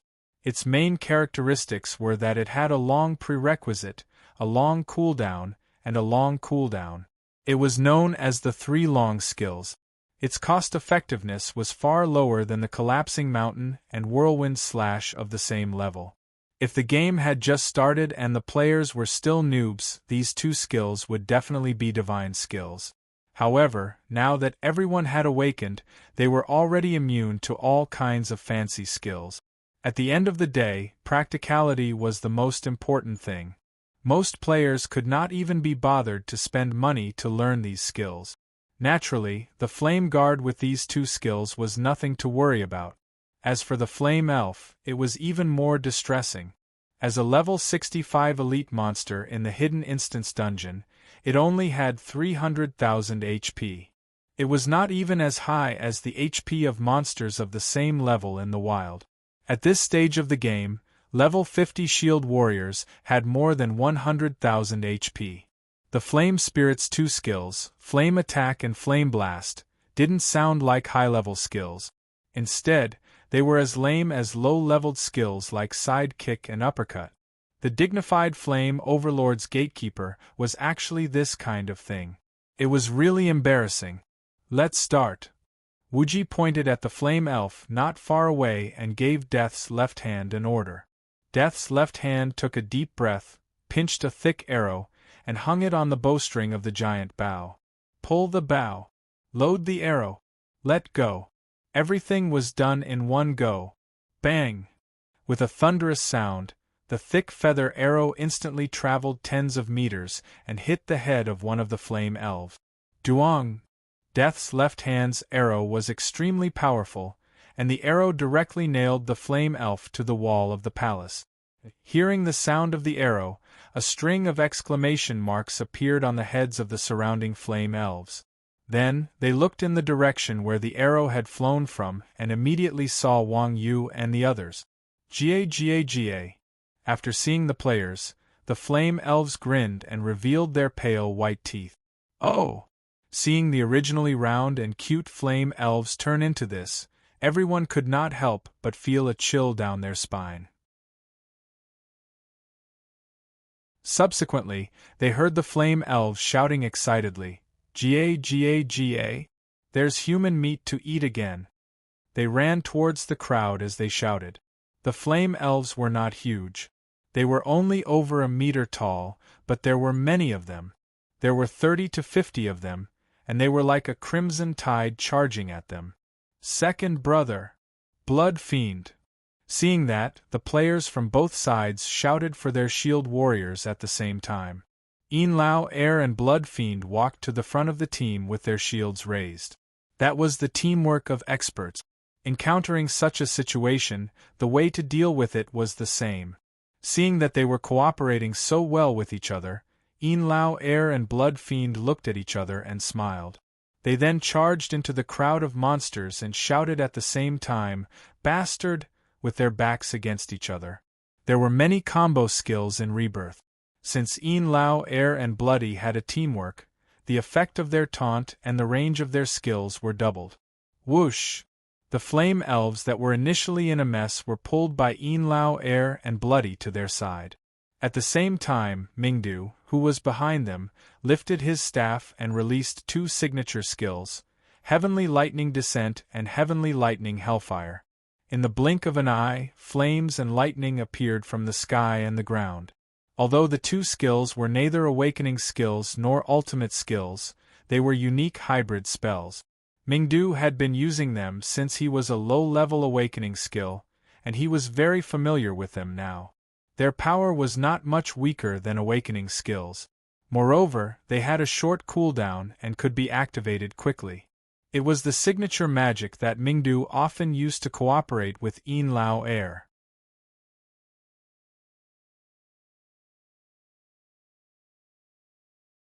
Chapter 1425. Fire Baptism. The Flame Elf is the embodiment of the fire element and can transform fire damage into its own power. The damage of Radiant City's fire-type spells was second only to that of the lightning-type spells. Radiant City's damage output was also unrivaled. These two spells were also the most commonly used skills in Radiant City, and their proficiency with them was also the highest. When the two spells landed on the Flame Elf, the Flame Elf's attributes rose by a large margin. F***CK. Seeing this scene, everyone jumped in fright. They pointed at Radiant City and scolded, "Are you retarded?" Mingdu also felt extremely wronged. Yin Lao Air went up to taunt them, and he casually set fire. This routine had become a conditioned reflex after such a long time, and he had never thought that there would be such a thing.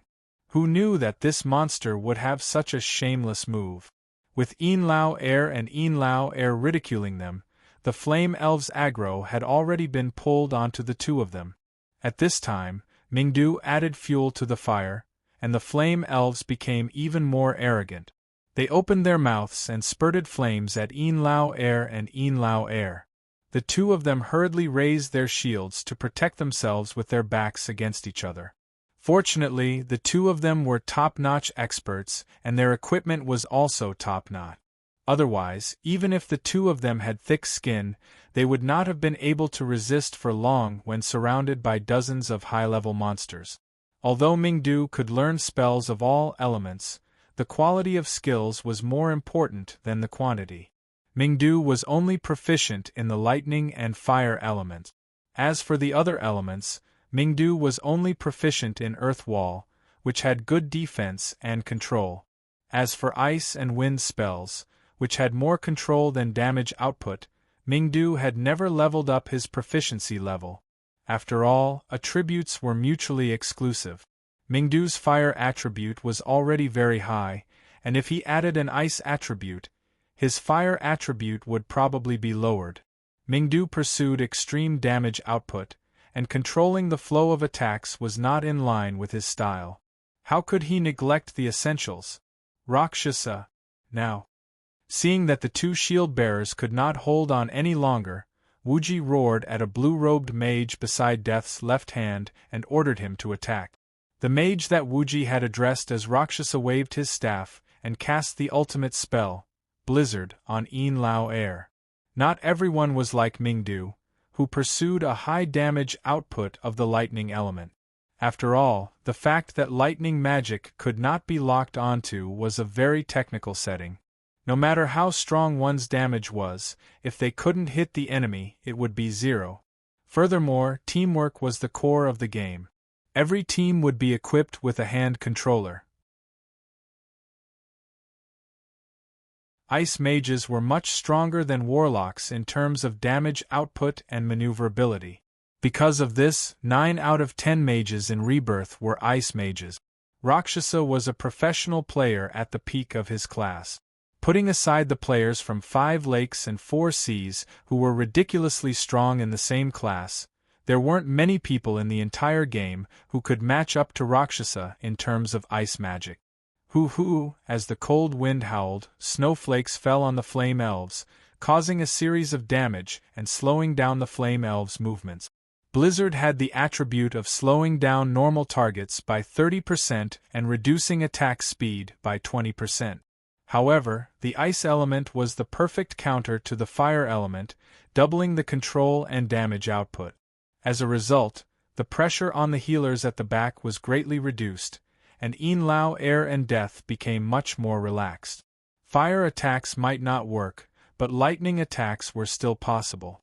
After the situation stabilized, Mingdu made a hand seal with both hands and threw a cloud storm at the Flame Elves' heads.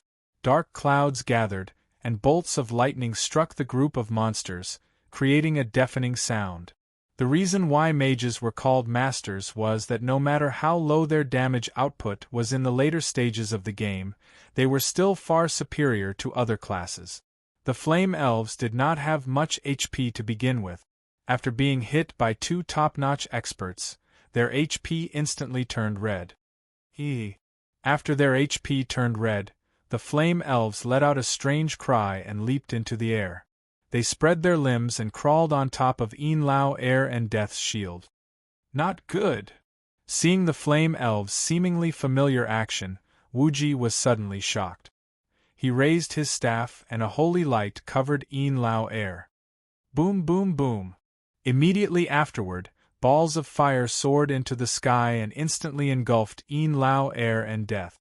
The others were also shocked by the sudden chain of explosions, and they could not help but look at Wuji. Damn, the so-called flame blast turned out to be a self-explosion. To be able to use such a vicious skill, this group of dwarves is really, as a representative of the self-explosion style, Wuji was no stranger to self-explosion damage. A self-explosion skill was a sacrifice of one's own life. It was an attack that used one's own life to exchange for another's life. The damage output was extremely terrifying. What was even more terrifying was that the self-explosion damage was usually true damage that ignored defense. Unveil air had Wuji's invincible holy shield, so he was not hurt at all. Blood fiends were not so lucky. Although the priest Apothecary Do's skills and awareness were not low, he did not play self-explosion. This sudden self-explosion caught Apothecary Do off guard. As a result, he did not have time to cast Holy Light on Blood Fiend. Blood Fiends was drowned in the explosion on the spot and died. When the smoke dissipated, only unveil air was left on the chaotic battlefield. The ground was a mess, and there were scattered fire elemental fragments everywhere. Fortunately, the Flame Elves were all fire elementals. If they were made of flesh and blood, this part would have been very harmonious, as expected of a hidden dungeon. In just one round, the Flame Elves had taken away a tank from Wang Yu's team at the cost of a complete annihilation. This made everyone sigh. As the saying goes, once a demon goes, there will be no return. There was one less person. This was just the beginning. They had not even entered the door, and they had already lost an important tank. Who knew how difficult the later stages would be? Huh? What is this? Just as everyone was feeling sorry for the loss of their teammate, unveil air suddenly picked up a red bead from the ground and sent its attributes to the team channel. Flame bead. Rare mineral item introduction. Crystal of the fire elemental, contains powerful fire energy. Damn! It's a flame bead, give it to me!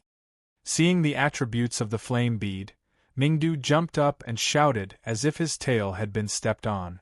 The eyes of Grim Reaper's left hand and the others lit up when they saw it. Unveil air was a tank class, and his specialty was to take a beating. Unveil air was not very interested in beating people up, so he did not recognize the flame bead. However, most of the people present were damage dealers, so naturally they knew what it was. The flame bead was a rare mineral that could be embedded in a player's equipment to increase a player's fire attribute. Its effect was basically the same as the thunder bead that Mingdu had obtained in Thunderstorm City. In Rebirth, not only mages, but all classes had attribute damage settings. Therefore, even physical attack classes could increase their fire attribute.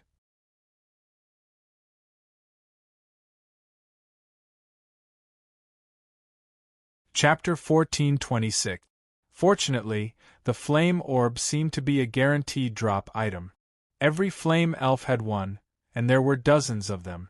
On average, everyone was able to get a few.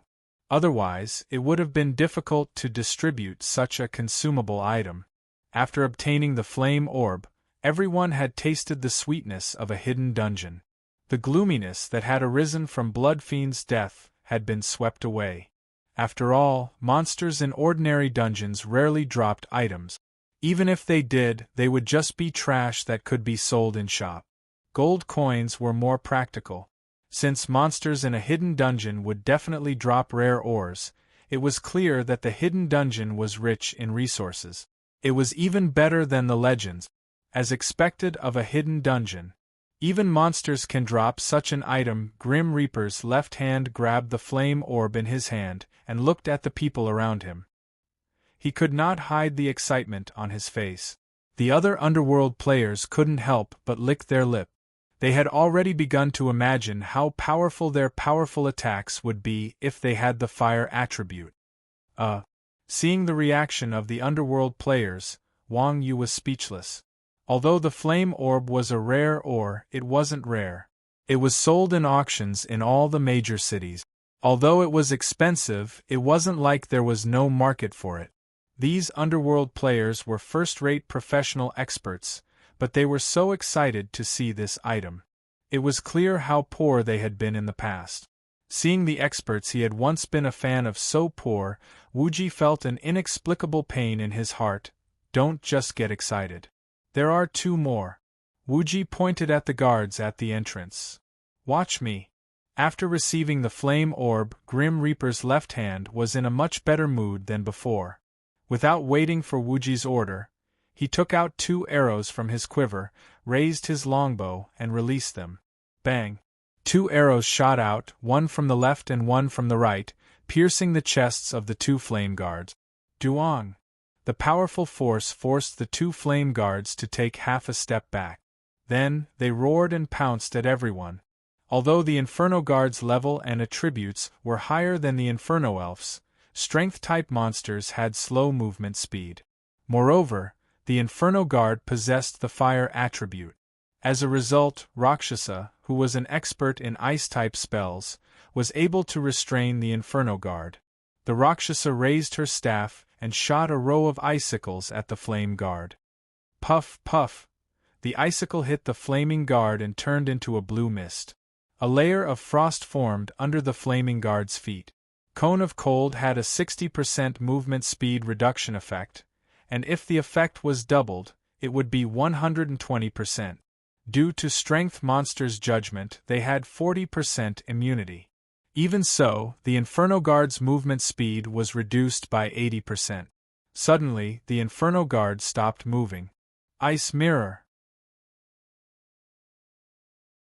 With a chant, the Rakshasa staff touched the ground, and the ground beneath the Flame Guard's feet turned into ice. This time, the Flame Guard couldn't move at all.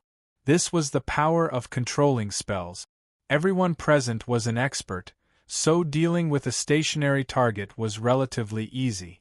After a wave of attacks, the health bars of the 2 flame guards were emptied. With a furious roar, they turned into shattered ores on the ground. Clang! At the same time, a crisp sound reached everyone's ears. Everyone looked in the direction of the sound and saw 2 crimson transparent gems quietly lying on the ground where the flame guard had died. They emitted a gentle glow. Another item dropped. Everyone's hearts tightened. Wang Yu casually waved his hand and used cloud-grabbing fist. A white light flew out and wrapped around the 2 gems. Flame Gem. Precious mineral item description. Flame crystal contains powerful fire energy. When used to forge equipment, there is a certain chance that the equipment will turn into magic equipment. F***CK, it's a magic gem. Everyone was dumbfounded when they saw the attributes of the flame gem. Even Wang Yu and Wuji, the 2 guys who were usually calm, could not help but raise their eyebrows. From the item description, the flame gem and the flame orb were similar. They were both energy crystals. However, in terms of function, there was a fundamental difference. The flame orb was used to add fire attributes to equipment. In layman's terms, it was called enchantment. The flame gem, on the other hand, could turn equipment into magic equipment. That was an upgrade in grade. For example, if the same weapon was smashed with a raging flame bead, the attribute display would at most increase the fire attribute by +1. If a raging flame gem was smashed, the attribute display would become Raging Flames XXX. At the same time, there would be an additional fire attribute skill. The grade of equipment was determined by the number of additional attribute. This was equivalent to upgrading the equipment by 1 grade. From this, it could be seen how precious magic gems were. Under normal circumstances, magic gems were dropped by bosses. The 2 elite monsters guarding the gate had dropped such an item. The drop rate of this dungeon was too terrifying. There were a lot of flame orbs, so everyone could divide them. However, the flame gem was as precious as equipment, so they could not be divided. Grim Reaper's left hand looked at the gem in Wang Yu's hand. He wanted to say something, but he hesitated. After all, this thing was in Wang Yu's hands. If Wang Yu did not want to give it to him, he could still force it. It was not worth offending Wang Yu for 2 gems, but this thing was too precious for the poor people in the underworld. Putting aside the fact that Death's left hand really wanted those 2 gems, he had played the most important role in killing the 2 flame guards from the Underworld King's realm. At this time, he could only watch as Wang Yu took the gems away without saying a word. This was a bit unreasonable. Who wouldn't want to save face? Even if Wang Yu modestly gave up, at least it would be considered giving Death's left hand away out of this embarrassing situation. Wang Yu also felt Grim Reaper's left hand's burning gaze, so he could not help but ask, "You can use them, right?" Grim Reaper's left hand nodded faintly. "Here." Wang Yu did not waste any time and directly stuffed the 2 gems into Grim Reaper's left hand's hand. Wang Yu's generosity made Grim Reaper's left hand dumbfounded. These were F*King magic gems, which cost at least 2,000 gold coins on the market. Grim Reaper's left hand thought that Wang Yu would argue with him, but who would have thought that Wang Yu would casually give it to him? Grim Reaper's left hand held the 2 gems and looked at the others in Chuanjin. Chuanjin's left hand looked indifferent, as if they were not surprised by Wang Yu's behavior at all. This, Grim Reaper's left hand was completely stunned. Was this still the legendary despicable and shameless Chuanjin? Would they give good things to others?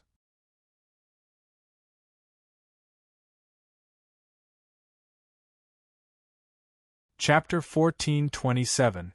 Brother Iron Ox. Hearing Wang Yu's words, Death's left hand and the others were so touched that they were about to cry. However, before they could say anything, Wang Yu's next words angered them to death. Wang Yu shook his head and sighed. It's sad for a professional team to end up like this. I was poor before, and I feel sad when I see you guys. F***ck. Death's left hand was stunned. He was so angry that he almost threw the gemstone in his hand at Wang Yu's face to prove that he did not accept handouts. No matter how poor the Netherworld King team was, they were still professional experts. In the game, killing bosses and completing high-level quests were the prerogatives of experts. With these skills, even if they were poor, it was only relative.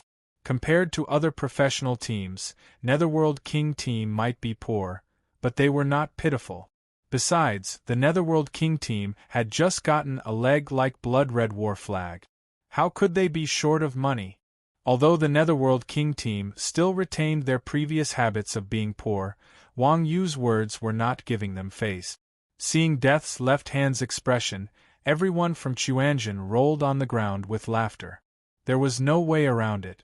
Wang Yu was scary when he was honest. This was already very tactful. What? Seeing everyone's strange expressions, Wang Yu was puzzled. What do you mean? And nothing. Wuji waved his hand and said, Death's left hand and the others are very touched. As he said this, Wuji looked at Death's left hand, who was holding the gemstone and about to throw it at Wang Yu's face. He raised his eyebrows and said, Are you touched? No. Death's left hand lowered his head. Forget it. After all, Wang Yu was just being kind. Death's left hand was not the kind of person who did not know what was good for him. No matter how angry he was, he would not really attack Wang Yu. Continue. They had obtained so many good things before entering the palace. Everyone was in a good mood.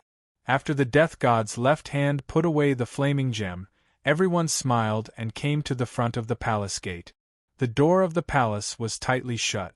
Yin Lao Er and Bao San, who were walking at the front, pushed it without thinking, but the door did not budge. No one was surprised that the door wasn't pushed open. After all, there were many doors in the game that couldn't be opened with brute force. You two idiots, you still have to rely on me at the crucial moment. At that moment, Daoshua looked at Bao Saner and the others with disdain, and walked forward. Then, he took out a strange key from his bag, and poked it a few times at the door. Finally, he gave it a light push, a smug smile on his face. The door did not budge. The place suddenly fell silent, and the smile on Mingjian Daoshua's face gradually froze. Impossible! Mingjian Daoshua flung his hand awkwardly. He took out the key and poked it a few more times, but the palace's door remained tightly shut. Famous Sword Dao Shui's sweat flowed down his neck. Seeing this, everyone could not help but feel puzzled. It was normal for the door in dungeons to not be opened, so everyone would often bring a thief to open the door, commonly known as the door-opening thief. Anyone who played God of War would know that the monkey was always unlucky. Although famous Sword Dao Shui's PvP strength was not that great, he was a very hard-working person who did not lack money.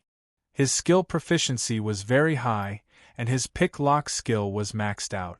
He was a professional door-opening thief.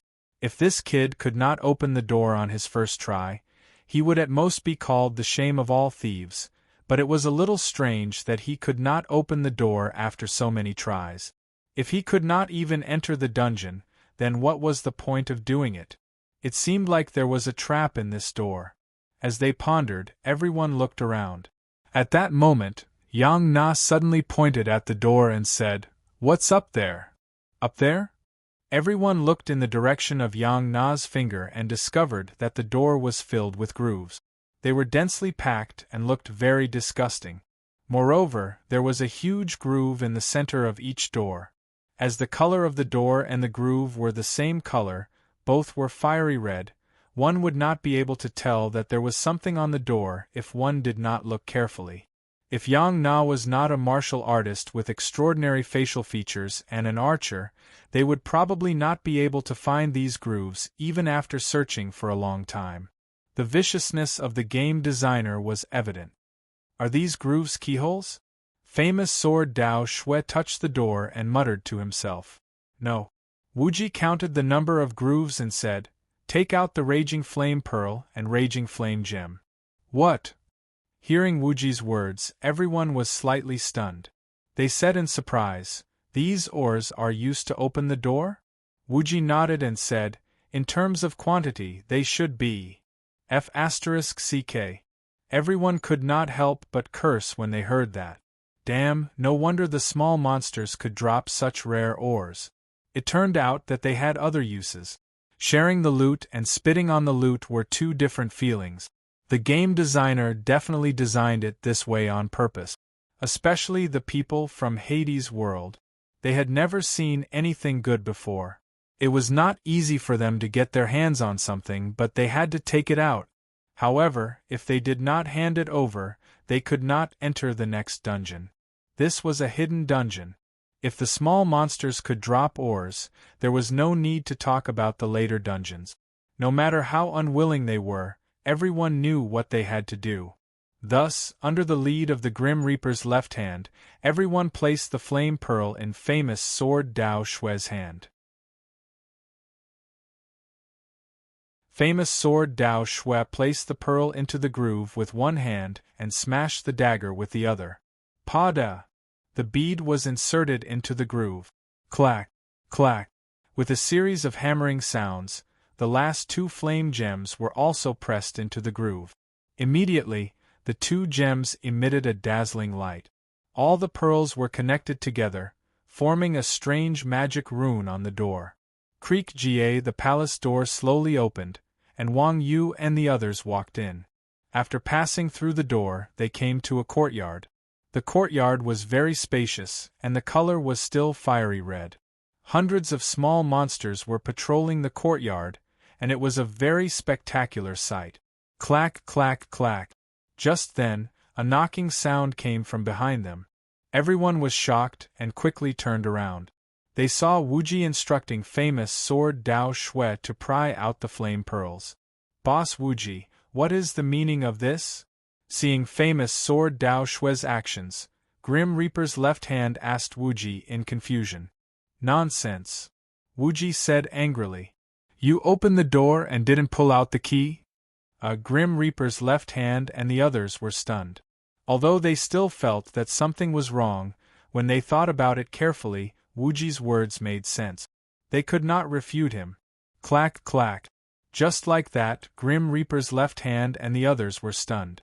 They watched as famous sword Dao Shui skillfully and rhythmically pried out the pearls and gems on the door. Creak. Boom.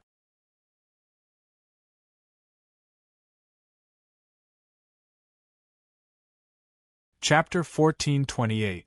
Wang Yu's senses were extremely sharp. As the monsters in the courtyard turned their heads, he immediately felt a monstrous, murderous intent rushing towards him. Wang Yu quivered and quickly reacted. He took out his long rod and placed it in front of everyone. "Not good. We've aggroed them." Although the others did not have a sharp, murderous intent like Wang Yu, it was human instinct to sense danger. Even those who did not practice martial arts felt an inexplicable chill on their back. Without waiting for Wuji's orders, everyone immediately got into formation. At this moment, the monsters in the courtyard flashed red, their bodies doubled in size, and their eyes turned red. Raging Flame Elf, LV 65, Elite, HP, 150000 MP, 300000 skills. Raging Flame, Flame Blast. Seeing this scene, everyone could not help but be shocked. Damn! It's going berserk! From the looks of it, the ore on the door could be pried off, but the price to pay was that the monsters in front of them would go berserk. After going berserk, the Flame Elf's HP was obviously reduced by half, but the relative damage was bound to increase. From the looks of it, it would at least double. From this, it could be seen that no matter how shameless the players were, they could not be more shameless than the game designers. Ga. Following a strange cry, hundreds of raging flame elves in the courtyard suddenly surged from all directions. Everyone's heart sank again. PvE and PvP were not the same. Although most players could solo monsters at this stage of the game, whether it was in terms of HP or attributes, players were inferior to monsters. It basically depended on the player's skills. If hundreds of players rushed over, with the strength of the two teams, Chuanjin and Hades, a wave of damage from the mages and archers would be able to wipe out the enemy's backline, and the front line would be struggling at death's door. At that time, the melee players would be able to completely break the enemy's formation. If it were monsters, it would not be so easy.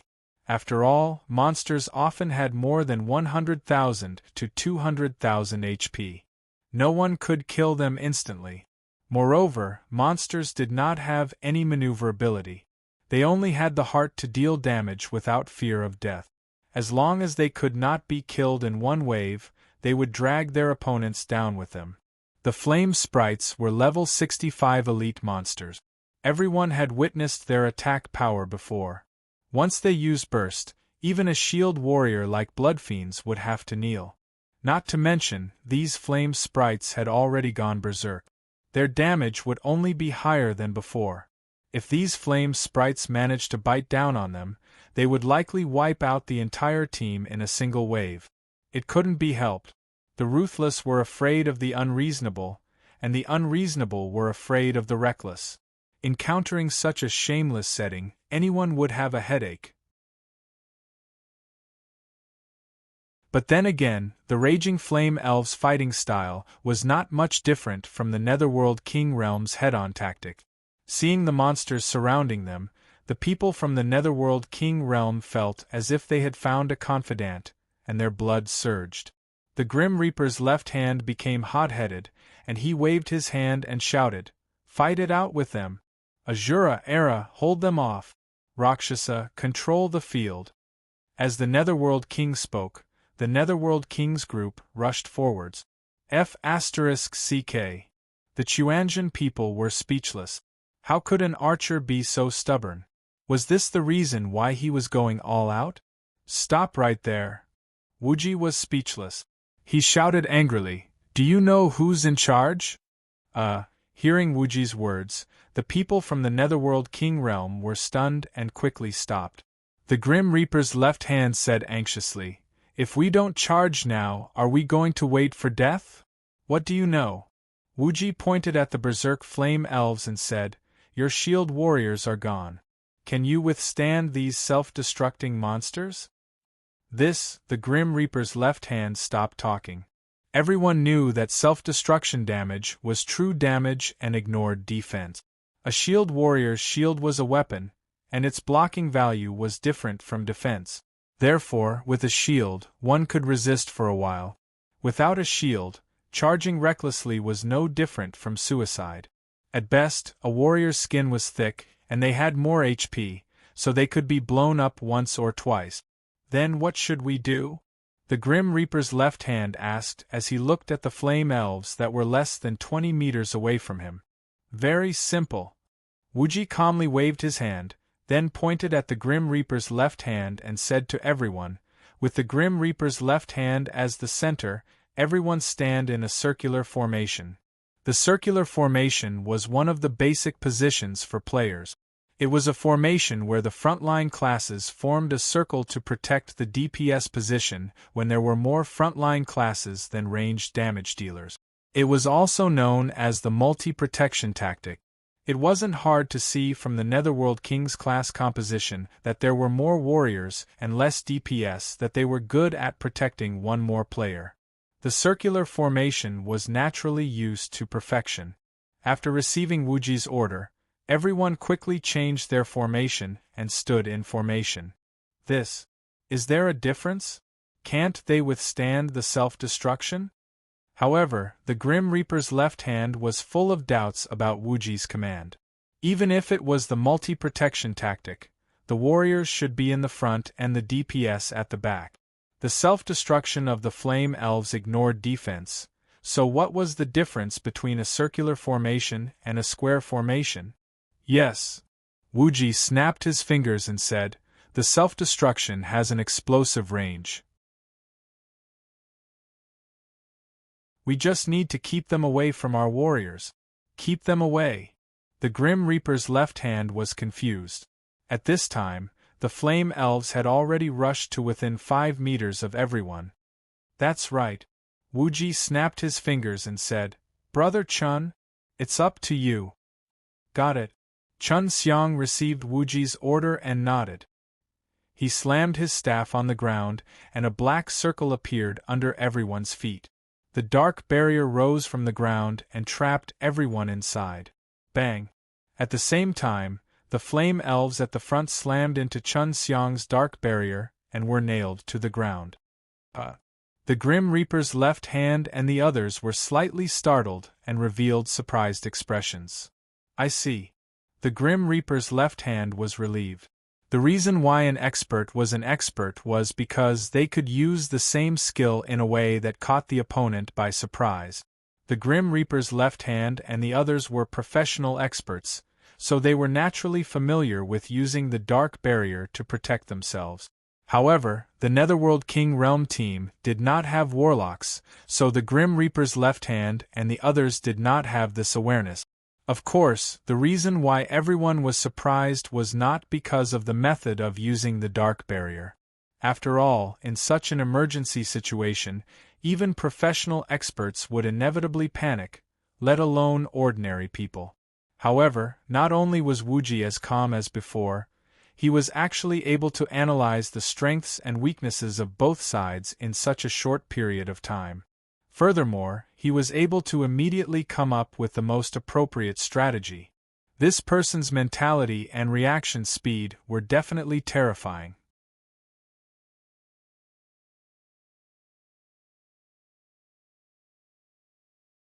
Chapter 1429. The Dark Boundary's immobilizing effect was a strong control effect. After being bound by the Dark Boundary, the Flame Elves could not move forward at all. Therefore, the flame elves that were blocked opened their mouths and fired raging flames at everyone. Raging flames was an enhanced version of fire attacks. Compared to melee fire attacks, it was much stronger in terms of attack range and damage. In an instant, basin-sized fireballs flew toward everyone. "Front line, hold on!" Wuji pointed with his staff. Yin Lao Er, who was in the front line, raised his shield. Shura and the others also used their bodies to block in front of the others. The dark boundary circle was only so big. Even though everyone was surrounded by the flame elves, the ones that could really attack everyone were the dozens of flame elves in the innermost circle. Wang Yu and the others had as many as 10 frontline players on the periphery of the circular formation. Everyone could only block a few of the flame elves. Raging flames did not deal true damage like a self-destruct.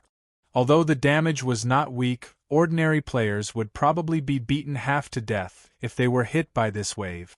But were these guys from Chuanjin ordinary people?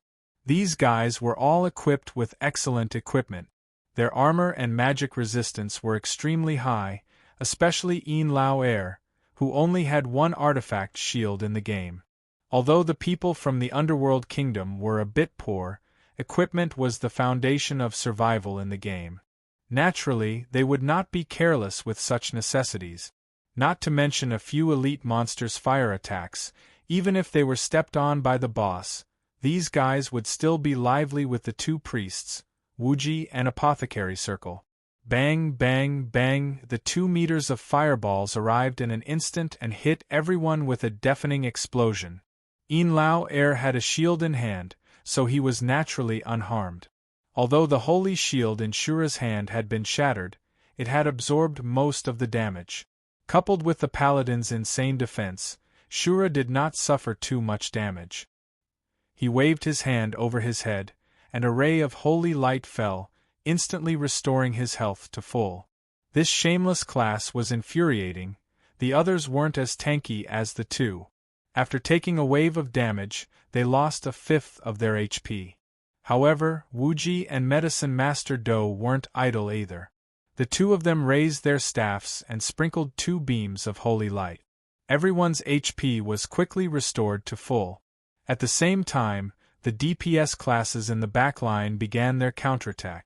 As an ice manipulator, Rakshasa was the first to attack. She raised her staff and used the Ice Magic Awakening skill, 1,000 Miles of Ice. A dazzling blue light flashed, and the power of ice spread out with Rakshasa as the origin. In an instant, the fire elves around the barrier were frozen into ice sculptures. The Grim Reaper's left hand knocked an arrow and let go. Bang! The twang of a bowstring could be heard. The thick arrow flew out and instantly pierced through a few flame elves in front of it. Crash! The flame elves that were pierced turned into pieces. At the same time, Mingdu's cloud storm finished chanting, and bolts of lightning fell on the group of monsters. After going berserk, the flame elves only had 150,000 HP. After taking Rakshasa's 1,000 miles of ice and cloud storm, more than half of the flame elves around the barrier were killed before they could self-destruct. The ones that were still alive were all weak and fragile. They were wiped out by Yang Na and Exquisite Dream, who were wielding crossbows and killing arrows. Not a single one was spared. They were experts after all. With this wave of DPS from Chuanjin and Hades, more than 30 flame elves were killed. One had to know that no matter how low the flame elves' HP was, they still had more than 150,000 HP. With just one wave of DPS, they had killed 1/3 of the monsters on the battlefield. This efficiency could only be described as terrifying. Of course, these flame elves weren't bosses in manual mode. They didn't have any AI, and after going berserk, they only acted on instinct. Seeing that their companions were killed in one round, not only were they not afraid, but they also pounced forward without hesitation. Oldly, take control. At that moment, Chun Xiang's dark barrier ended, and Wuji ordered Mingdu. Earth wall, rise. Mingdu stabbed his staff into the ground, then bent down and slammed it on the ground with both hands. Boom! Hand seals and chanting spells had the effect of strengthening spells. When Mingdu slammed his palm down, the ground around them suddenly bulged more than 3 meters high, blocking all the flame elves outside the wall. The flame elves didn't say a word and started shooting at Mingdu's earth wall. The earth wall was different from the dark barrier. It was a material object that could be destroyed by external forces. Under the ferocious attacks of the flame elves, it didn't take long before Radiant City's earthen wall was blasted into pieces. At that moment, Chun Xiang's Darkness Ward's cooldown was over, and the Darkness Ward rose once again. With the cooperation just now, the tacit understanding between Xuanzhen and Underworld had greatly improved. Another wave of powerful damage output, Ice Seal, Thunderstorm, and Arrows flew. Another third of the Flame Elves were taken down. At that moment, only 30 or so Flame Elves remained. Just now, the Flame Elves had an absolute advantage in numbers, so everyone naturally had a headache. Now that only a third of them were left, there was no advantage in numbers. More than 20 top-tier experts against 30 elite monsters. There was no doubt about the result. Even if the Flame Elves could self-destruct, it would be useless. The melee classes had long been stifled as meat shields.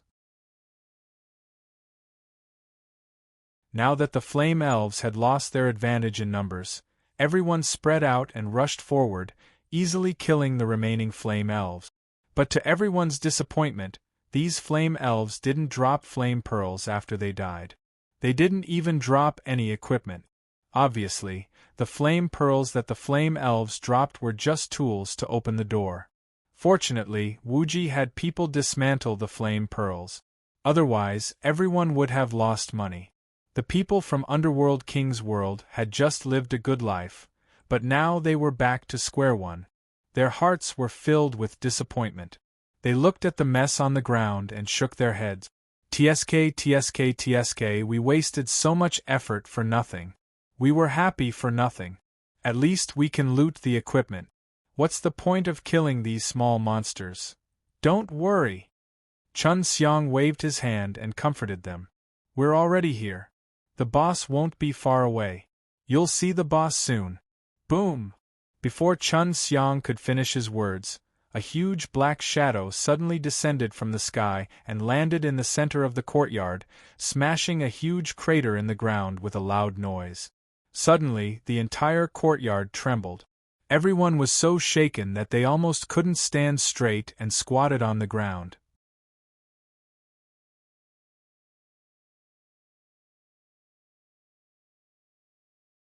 Chapter 1430. What is this? The sudden boulder that fell from the sky gave Xuanzhen and the others a fright. The underworld guys were also drenched in cold sweat. Was the system trying to smash them all to death? That was inhumane. Crack, just as everyone was breaking out in cold sweat from their narrow escape from death, a voice suddenly came from Big Rock's position. Hearing this, everyone couldn't help but look over, only to see that the boulder began to shake. Crash! There was another strange sound. The surface of the boulder suddenly cracked, and 4 limbs grew out of it. Then, the boulder clenched its fists, and a huge head grew out. Bang! After the head grew out, the boulder pressed its hands on the ground and jumped to a spot not far from Wang Yu's group. It shouted at them in a low, muffled voice, "Who are you people? How dare you come to the Flame Palace and cause trouble?" Since ancient times, the boss's lines in games had always been this boring. Wasn't that obvious? It was only natural for players to fight in dungeons. They wouldn't behave atrociously. Telling them who they were was as if they knew them. Of course, this kind of formality was still necessary. If they started fighting, not only would the players not be able to prepare, but the boss would also lose face. Most importantly, if the author didn't go through the formality, how could they reduce the word count? F***ck. This thing is actually a boss. Anyway, the players didn't care about the boss's lack of nutrition. They were surprised to see the boulder turn into a stone giant in the blink of an eye. Although everyone knew how the monster came to be, it was still quite interesting to see a boulder turn into a spirit in such a realistic environment. Hence, they immediately cast Detect on it. Hellish Lava Alex, LV70. Dark Gold Boss, Elite, Skills. Skyfire Punch, Skyfall Fall, Inferno Monarch's Contract Talents. Flame Baptism Background Introduction. Alex, who guards the courtyard of the Flame Palace, is a powerful creature created by the Inferno Monarch through a life contract. Its body is lava from the flames of hell, and it possesses extremely powerful destructive power. Hiss, after detecting the hell lava's attributes, everyone couldn't help but gasp. This was a bona fide level 70 Dark Gold Elite boss. Whether it was its stats or appearance, it was much better than the fake doppelganger in the mine.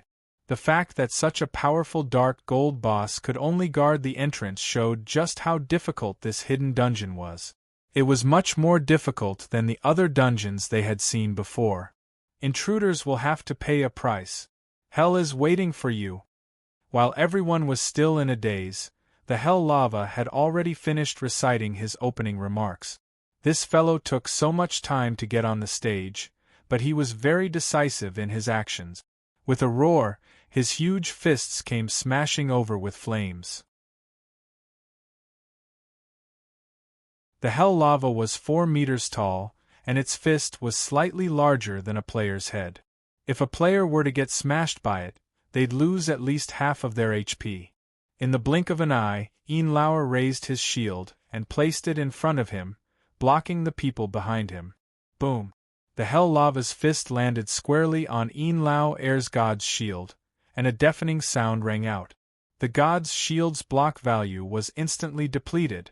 Ian Lauer was also knocked back a few steps by the punch. F***CK. The Hell Lava's punch caused Ian Lauer to break out in a cold sweat. Ian Lauer knew better than anyone how strong the god's shield's attributes were.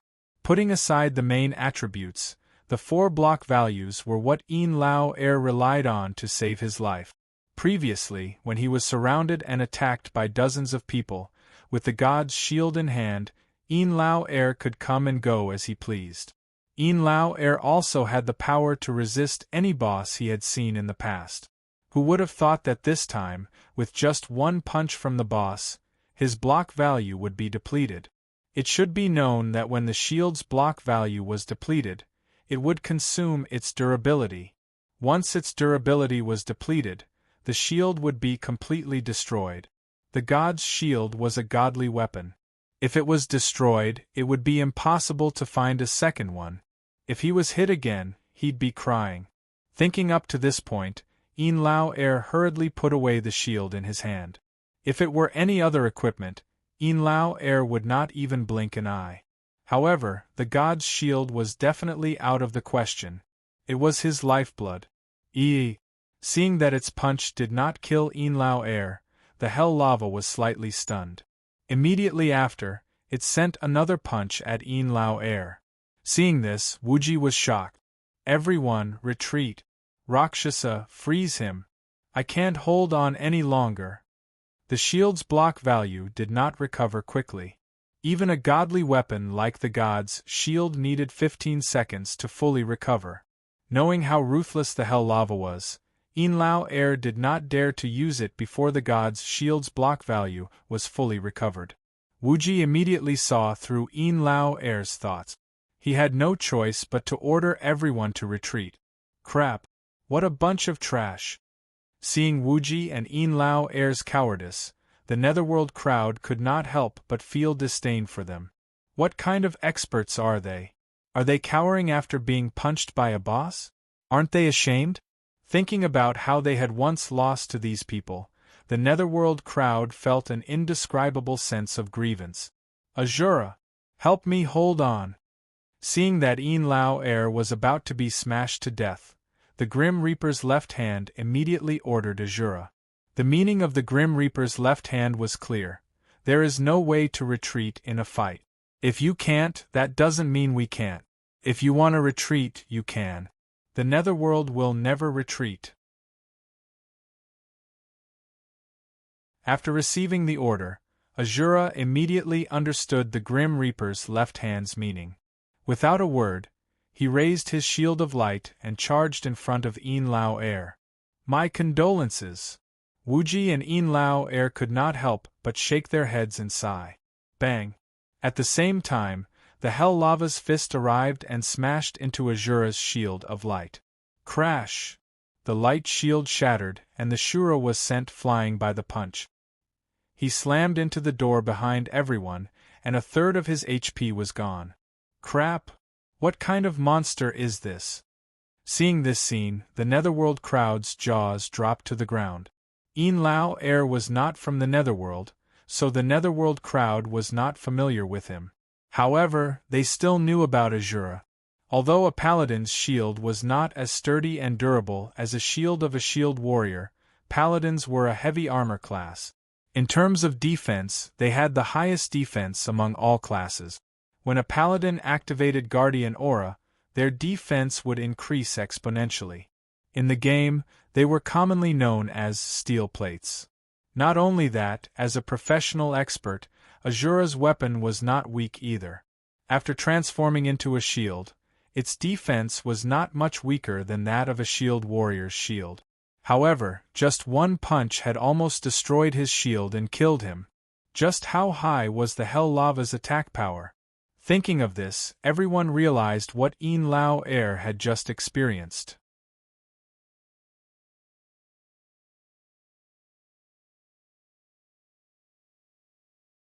Chapter 1431. The Hell Lava was a level 70 Dark Gold Elite. However, aside from Wang Yu, everyone's average level was only around level 50. Power-type monsters already had a suppressive attack power to begin with.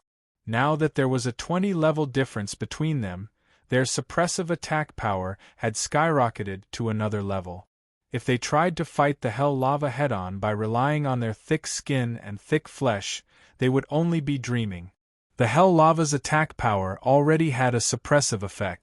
Now that there was a 20-level difference, the suppressive effect skyrocketed. It would be foolish to try to fight the Hell Lava head-on just because they had high HP. Although everyone present was a top-tier expert, Wang Yu was the only one who had soloed a dark gold boss that was 20 levels higher than him. Hence, everyone was caught off guard when they saw the Hell Lava's overwhelming strength. In truth, this was to be expected. However, they were all experienced experts. After a moment of shock, they understood what was going on. Hence, Wuji gave another order. The boss has a level suppression.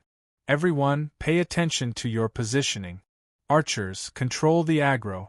Mages, slow it down. Do not fight it head-on. Profound Ice Formation. After receiving Wuji's order, Rakshasa waved his staff and cast the level 50 control skill, Profound Ice Formation. A hexagram flashed under the Hell Lava's feet.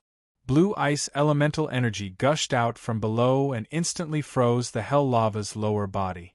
Seeing that the boss couldn't move, Yang Na and Exquisite Dream raised their crossbows and fired at the Hell Lava. Unfortunately, with the level suppression of 20 levels, the Hell Lava not only had high attack power, but it also had high defense. Exquisite Dream wasn't a damage-dealing archer. Her attacks hitting the Hell Lava didn't make much of a difference. Yang Na didn't fear the level suppression because of manual mode. However, the Hell Lava's entire body was made of stone. Yang Na's aim wasn't very good, so her damage output wasn't much. Meanwhile, the Hell Lava only needed to wave its hand to deflect the two girls' arrows. At this moment, Grim Reaper's left hand took the opportunity to take out an arrow from his quiver. He knocked the arrow and drew the bow. The string was like a full moon as he shouted, "Hit! Pung!" The bowstring twanged, shocking everyone within 100 meters. The arrow was as thick as a child's arm. It glowed with a white light as it pierced into the Hell Lava's right eye. Poochie! Blood-red magma shot out of the infernal lava's eye sockets and landed on the ground, melting it and making hissing sounds. A full-powered archer's snipe skill could only be described as terrifying. Even though the infernal lava was a strength-type boss, it was still knocked back by the powerful impact of the death god's left arrow. It immediately howled in pain. Roar! As a boss that was 20 levels higher than his opponent, not only did he fail to kill his opponent with 2 consecutive punches, he was even shot in the eye by an arrow. The fury of hell lava rushed to his head, and the aggro was immediately pulled by the death god's left hand. With a loud roar, the ice beneath hell magma's feet shattered, and his fists ignited with raging flames. He then took a step forward and swung his fists forward, smashing them towards the Grim Reaper's left hand, which was behind them. Hell magma used a skill in this punch. Wherever his fists passed, the ground was filled with magma. Obviously, this punch was an AoE skill. In the previous 2 rounds, everyone had been forced to the bottom of the wall. Lao Air's shield block value had not recovered yet, and Shura had also been crippled by a punch. There were no players in the front row who could withstand Hell Magma's punch. Wuji and Medicine Master Do had not used their invincibility skills, but invincibility was a single-target skill. With so many people in the team, 2 invincibility skills was like a drop in the bucket. At this critical moment, a long rod suddenly flew out and pierced into the other eye without any deviation. Poochie! Another wave of magma burst out, and Hell Magma's left eye also exploded. The eye was Hell Magma's weakness. With the eyeball pierced, Hell Magma's body trembled in pain, and the skill in his hand was forcibly interrupted. At this time, a figure leaped up, grabbed the other end of the long rod, and stepped on Hell Magma's face with dazzling lightning. 9 heavens thunder! Oh no, it was Thunder Stomp! This figure was Wang Yu. Although Wang Yu did not put all his points into strength, his strength attribute was not weak. In addition to the knockback effect of Thunder Stomp, Hell Magma was directly kicked back 2 steps. In midair, Wang Yu used the force to do a backflip and landed firmly in front of everyone. Wang Yu carried the long rod on his back with one hand and placed the other in front of him. His clothes fluttered without wind, and he had the demeanor of a grandmaster. Everyone was stunned. The people from the Quanjin sect were still fine. Everyone had some understanding of Wang Yu's strength. When they saw this scene, they would at most sigh a little. However, the people from the Netherworld King's realm had never seen such a scene before. This was AF** King Grandmaster of Combat, a famous soft persimmon among so many classes in the game. Now, with just a few punches and kicks, Hell Magma, which even a tank could not withstand, was beaten back. This Motherf** King Underworld people were a little doubting their eyes. If a Grandmaster of Combat could play at this level, then wouldn't a warrior be able to fly? After being stunned for a full 5 seconds, Death's left hand and the others sincerely gave Wang Yu a thumbs up and said, "Awesome! Awesome is more like it." Wuji rolled his eyes at Wang Yu and said with disdain, "You didn't come out earlier or later. You scared Old Li so much that he peed his pants before coming out. Can you do it?" Tch. Wang Yu rested the rod on his shoulder and said with disdain, "It's just a level 70 small boss. I thought you guys would be able to deal with it easily. Who knew that you guys are so useless? You're even experts." F***CK. Hearing Wang Yu's words, everyone spat out a mouthful of blood. A level 70 small boss, and it was just... Was this something a human would say? Of course, with the strength of Chuanjin and Hades, dealing with a hell lava was not too much of a problem. However, Wang Yu's understated tone was a bit too much. If not for the fact that they could not beat this kid, they really wanted to press this guy to the ground and beat him up. What the hell? No wonder Wuji said that the kid was acting cool. He really lived up to his name. Facing Wang Yu's provocation, Wuji was not angry. After all, he also knew that Wang Yu was speaking the truth. So, he pointed at the hell lava and said, "I know you're strong. Then you fight the boss." "It's nothing." Wang Yu smiled slightly and jumped straight in front of the hell lava with the rod. "Boss Wuji, this..." Is this okay? Seeing that Wang Yu was really going to fight the hell lava, Death's left hand could not help but ask in a low voice. Although Wang Yu kicked away the hell lava just now, it was nothing for Death's left hand. After all, Death's left hand had also done that.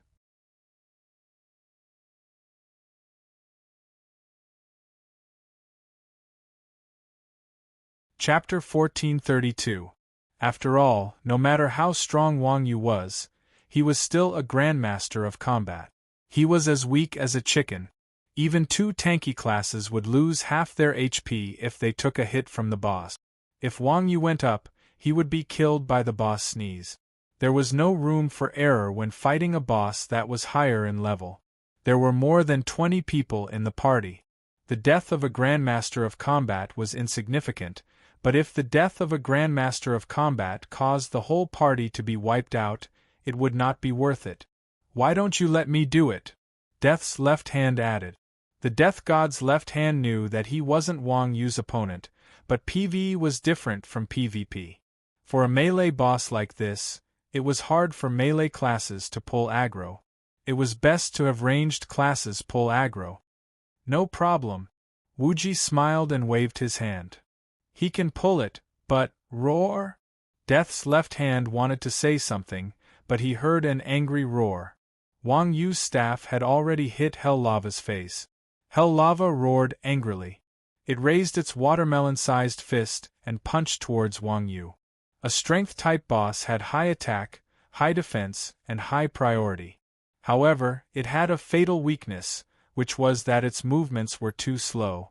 When the Hell Lava fist was raised, Wang Yu had already calculated the landing point of the fist. In the face of the Hell Lava's raging fist, Wang Yu smiled faintly. Not only did he calmly jump to the side. Boom! Hell Lava's fist smashed into the ground in front of Wang Yu, creating a large crater. With such a powerful punch, the stun time of the attack was also extremely long. Without waiting for the Hell Lava to retract its fist, Wang Yu suddenly rushed forward. His body was under the Hell Lava's body, and he swung his long rod upwards. Bang! A muffled sound rang out as the staff hit Hell Lava's chin. Cool! The Netherworld King's realm experts couldn't help but cheer inwardly as they saw this. Using the boss's stun to dodge and counterattack wasn't a high-level technique in the eyes of the Underworld King's top experts. However, the Hellish Lava was level 70, a powerful boss that could cripple a tank with one punch. Fighters like them would die if they took a single hit. To be able to advance and retreat so freely under this kind of suppression, it wasn't just a matter of skill. His courage and confidence alone were something that everyone present could only sigh in admiration of. Of course, as an elite boss, the Hellish Lava's attacks were not as rigid as those of ordinary bosses. Seeing that Wang Yu actually dared to rush up to him and give him a smack on the chin, the Hell Lava ignored him and wrapped his arms around Wang Yu in an attempt to hug him. F***ck. He wants to hug someone. Seeing the Hellish Lava use such a shameless attack, the Netherworld King's realm experts couldn't help but break out in cold sweat for Wang Yu. The Hellish Lava had monstrous strength. Tanks like Yin Lao, Air, and Azura would be half dead if they took a punch from it. If Wang Yu was hugged by the Hellish Lava, he would become a spicy strip on the spot. But at this moment, instead of retreating, Wang Yu advanced.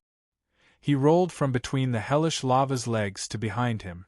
At the same time, Wang Yu grabbed the staff with one hand and stabbed upwards. Pooh! Wang Yu's staff accurately stabbed between the Hellish Lava's buttock. In an instant, the entire arena fell silent, and the Hellish Lava was stunned on the spot. Wang Yu's smooth roll and stab with the staff showed that he was quite skilled. Who knew how many bosses had suffered this kind of devastation in the past? Thinking of this, the Netherworld King's realm experts tightened their buttock. Damn, the young hero was really skilled. In martial arts, there was no such thing as low-end or high-end. As long as one could kill the enemy in one move, it was good martial arts. If Wang Yu's staff stabbed a player, there was an 80% chance that they would be in a shadow. As for the boss, no one knew whether it was a shadow or not. In any case, the hellish lava's aggro was firmly pulled by Wang Yu. Roar! Damn it! Unforgivable!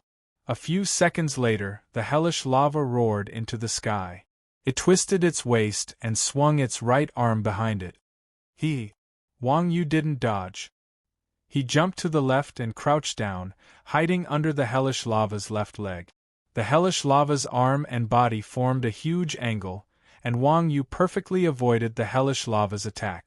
Everyone should take note here.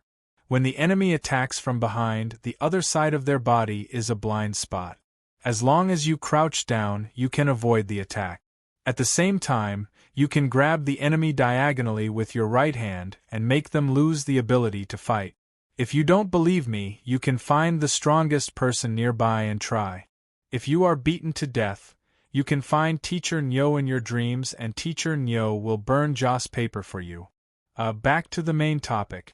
The hellish lava missed its first punch and was once again stunned.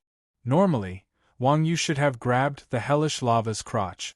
However, he wasn't sure if the hellish lava was male or female. If it was a male, it would be fine. Not only could he attack a vital point, but he could also pull aggro.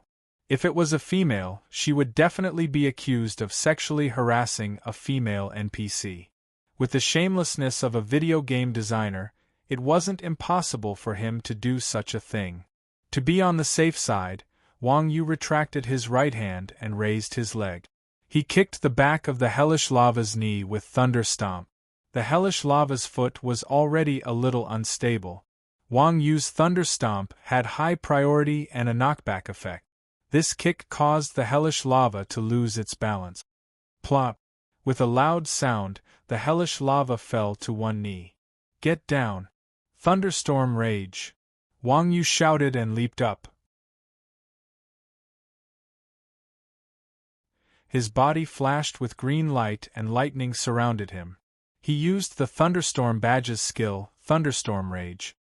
His strength attribute instantly skyrocketed. Then, he used Eagle Stomp and stomped on the back of the hellish lava's head. Boom! The hellish lava wailed, and was stomped to the ground by Wang Yu. What kind of monster is this? The Grim Reaper's left hand and the others were dumbfounded when they saw Wang Yu take down the arrogant hellish lava in just a few rounds.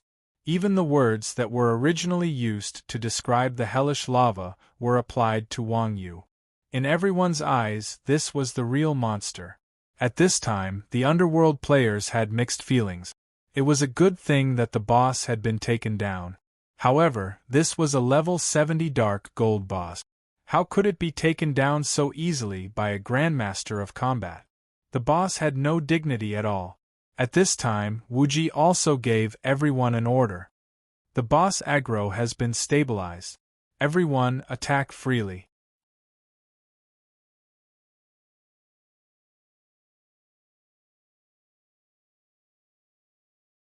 Chapter 1433. According to the system settings, the aggro of an elite boss was not fixed, but the settings could not stop Wang Yu's wretchedness. The system also had a hidden aggro setting, which was to attack the private parts of the boss, which would increase the aggro. Wang Yu hit the boss's lower body again and again, directly messing up the boss's originally unstable aggro mechanism. He single-handedly pulled Hell Lava's aggro. As long as Wang Yu was there was no one else in the Hell Lava Eye. No matter how many big moves were thrown at the Hell Lava Eye, the Hell Lava Eye was determined to kill Wang Yu. However, Wang Yu was like a loach, jumping up and down without mercy. Hell Lava, this clumsy guy, couldn't even touch Wang Yu's hair, let alone catch Wang Yu. Instead, it was poked by Wang Yu's rod until it roared in anger. Now, Death's left hand finally understood why Wuji wanted Wang Yu to tank the boss. Hell Lava's damage output was too abnormal under the level suppression, and the conventional way of tanking the boss was simply not feasible. Although ranged classes didn't need to stand close to the boss, in terms of aggro control, ranged classes were far inferior to melee classes. Especially since Hell Lava was an elite boss with a special aggro setting, it was easy for archers to pull aggro. If the boss aggro wasn't stable, it meant that the team would be wiped. Wang Yu was different. Although Wang Yu was a melee class and had very ordinary HP, no matter how high the boss attack was, if it couldn't hit Wang Yu, it would be useless. If it couldn't hit Wang Yu, the boss aggro would increase, and with more aggro, it would attack Wang Yu crazily. This formed a stable aggro cycle. Wang Yu only needed to poke the boss a few times while dodging, and the boss aggro would be pulled by Wang Yu. At the same time, everyone could freely attack without caring about the consequences. It was every DPS player's dream to deal damage without caring for the aggro. With Wang Yu pulling the aggro, the others naturally dealt damage to their heart's content. They were so excited that their grins reached the back of their heads. Whether it was Chuanjin or the Netherworld King, these fellows were all top-notch experts with extremely powerful equipment. With 20 players attacking a single target with all their might, the damage dealt could only be described as terrifying. Hell Lava had 10 million HP. Under everyone's attacks, Hell Lava's thick HP bar dropped at a speed visible to the naked eye. In the blink of an eye, it had dropped to 70%. Roar! Just as everyone thought that they could beat the Hell Lava tribe to death, the Hell Lava tribe suddenly roared and the scarlet flames on its body suddenly surged. The raging fire serpents instantly engulfed the melee classes surrounding the Hellfire magma. Everyone's HP bar dropped by a large chunk from the heat. Fortunately, Wang Yu was using a long staff, which had a longer attack range, so he was able to avoid being engulfed by the flames. F***CK. Seeing their HP drop, everyone was like a cat whose tail had been stepped on. They screamed and jumped away from the Hellfire magma's burning range. At the same time, everyone had an additional buff. Void Calamity Fire. Hellish lava uses powerful void flames to burn all targets within a 100-meter radius, causing them to lose 10% HP every second for 25 seconds. F***CK. This trash boss.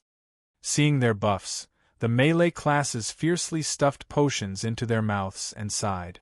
Everyone could see that this damned Hell Lava was the nemesis of melee classes. All of its skills were targeted at melee classes. Not only did it lose HP at a percentage, it also lasted for such a long time.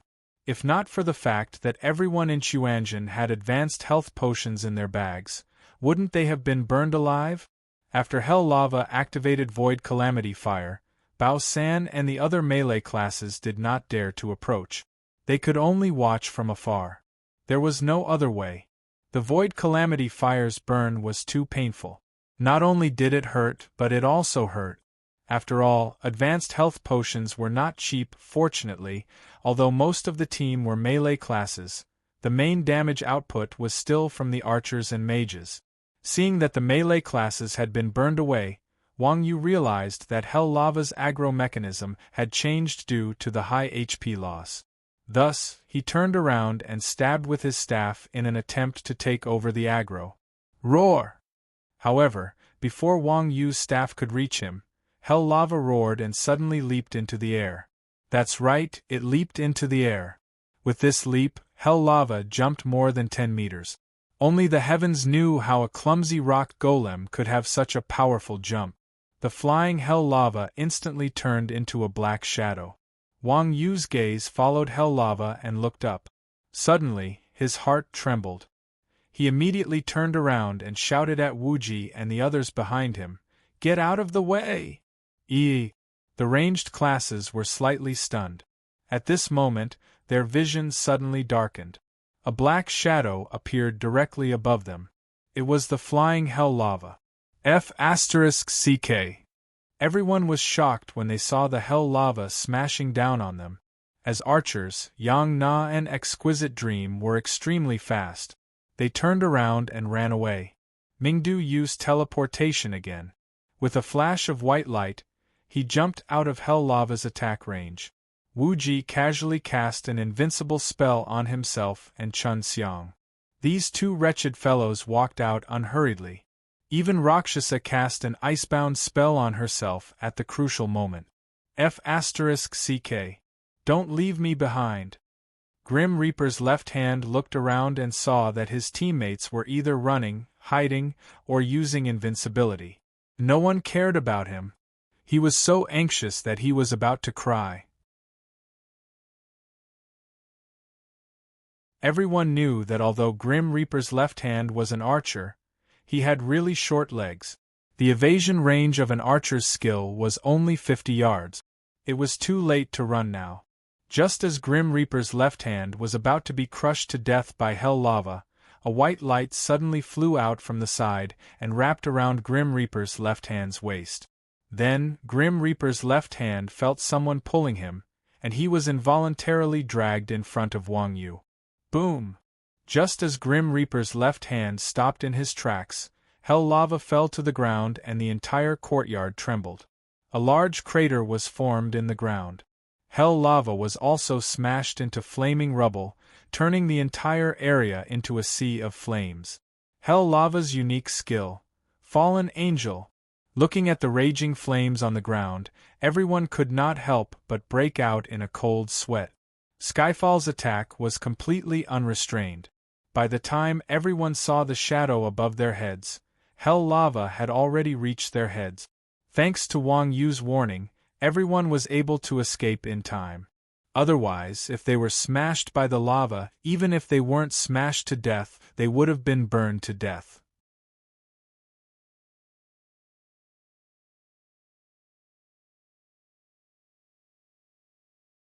Chapter 1434. Clatter. Just as everyone was sighing, the stones on the ground reformed with a crash and turned into hellish lava once more. Rakshasa, who was in the fridge, also unsealed. Hell lava looked around. Seeing that no one was killed, it roared and swung its fist at Rakshasa. F***ck. This sudden attack gave Rakshasa a fright. Unfortunately, Rakshasa was not Mingdu and could not teleport. He had already used his only life-saving skill, so there was no chance for him to run now. Just as Rakshasa was about to be smashed into a pile of mud by hell lava, a white light flashed. Wang Yu flashed beside Rakshasa and kicked his face with Thunder Stomp. Thunder Stomp was Wang Yu's proudest skill. Even a strength-type boss like hell lava could be kicked back, let alone a weak mage like Rakshasa. Duong! With a muffled sound, Rakshasa's face flashed with lightning as he was kicked 7 to 8 meters away. He flew out of hell lava's attack range. However, hell lava's fist did not stop. It went straight for Wang Yu. Wang Yu's eyes narrowed. He switched the long staff in his hand to a shield and raised it diagonally to block the hell lava's heavy punch. When he felt the force of the hell lava's punch, he jumped back slightly. Bang! With a loud sound, hell lava's fist smashed into the ground, creating a circle of cracks. Wang Yu was sent flying. Wang Yu drew an arc in the air and landed steadily with a backflip. The blood stripes on his head did not move at all. How is this possible? Seeing that Wang Yu was unharmed, Death's left hand and the other's eyes popped out. Everyone already knew how ruthless the infernal lava's fists were. Even a steel paladin like Azura would be half dead after taking a hit from it.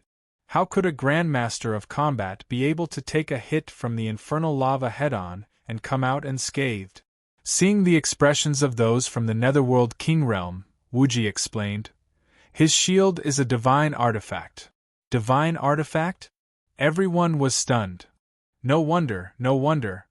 Yin Lao Air curled his lips and said in the channel, "Wuji, you're really good at bluffing." As for why Wang Yu was unharmed, Underworld's people did not know, but Xuanzhen's people knew. Divine artifact was one of the reasons, but it was not the most important one. It had to be known that Yin's second elder's shield was also a godly weapon. Moreover, Yin's second elder's tower shield had the highest defense, while Wang Yu's shield was a light shield. Moreover, Yin's second elder was a shield warrior. He had the shield mastery skill, so he had a few more blocks than Wang Yu. When Yin Lao Air took a hit, His shield's block value was emptied on the spot. As a grandmaster of combat, Yin Lao Air could not come out unscathed. The main reason was that when Wang Yu blocked the Hell Lava's attack, he jumped back to offset most of the Hell Lava's power. This way, Wang Yu's divine artifact shield could block the rest of the attack. In fact, even if Wang Yu's shield was a normal shield, he would probably come out unscathed. After all, Underworld's people were not Xuanzhen's people. The reason why Wuji avoided the main point was that he did not want them to know Wang Yu's strength. Secondly, if it weren't for the fact that they had known Wang Yu for a long time, the members of the Quan Zhen sect wouldn't have dared to believe such a fantastical matter. It would naturally be more troublesome to explain it to strangers. Thus, they might as well just say that it was a divine artifact, and let the people of the Netherworld King realm run wild with their imaginations. Hell Lava's aggro had already been transferred to Rakshasa, but Wang Yu's interruption took over Hell Lava's aggro again. The Hell Lava roared angrily and started chasing after Wang Yu again. The result was obvious. When Wang Yu used her movement technique, she was extremely agile. The clumsy Hell Lava couldn't even touch Wang Yu. Wang Yu didn't forget to poke the Hell Lava a few times to pull the aggro, causing the Hell Lava to cry out in anger. With Wang Yu pulling aggro, the others could not stop attacking. Under Rakshasa and Spring Source control and harassment, Hell Lava was even more restricted. Its mobility was greatly reduced. On the other hand, Hell Lava only had 3 moves. The first move was a Skyfire Punch, the second move was Avoid Calamity Fire that burned the people around him, and the last move was a Skyfall that descended from the sky. Strength-type bosses had a long cooldown and cooldown. After fighting for a while, everyone gradually figured out Hell Lava's attack trajectory. When Hell Lava raised its hand, it was going to throw a straight punch. When it jumped, it was going to smash. Everyone here was a top-tier expert with extremely high operating standard. Once they figured out Hell Lava's attack pattern, it was naturally very easy for them to dodge its attack. Under everyone's frenzied attacks, Hell Lava's HP finally fell to 30%. Seeing that the boss had learned Redology, everyone focused 120% and stared at Hell Lava cautiously. But this time, the Hell Lava disappointed everyone. After reaching red health, Hell Lava activated Berserk and used its final trump card, Evil God's Contract. However, this Evil God's Contract was a recovery skill, instantly restoring Hell Lava's HP back to full. It was equivalent to having 2 lives. Wang Yu and the others had already grasped how to deal with Hell Lava. To them, Hell Lava was the most useless skill. The recovery of HP only made him suffer for a while longer. It was only a matter of time before he died. Roar!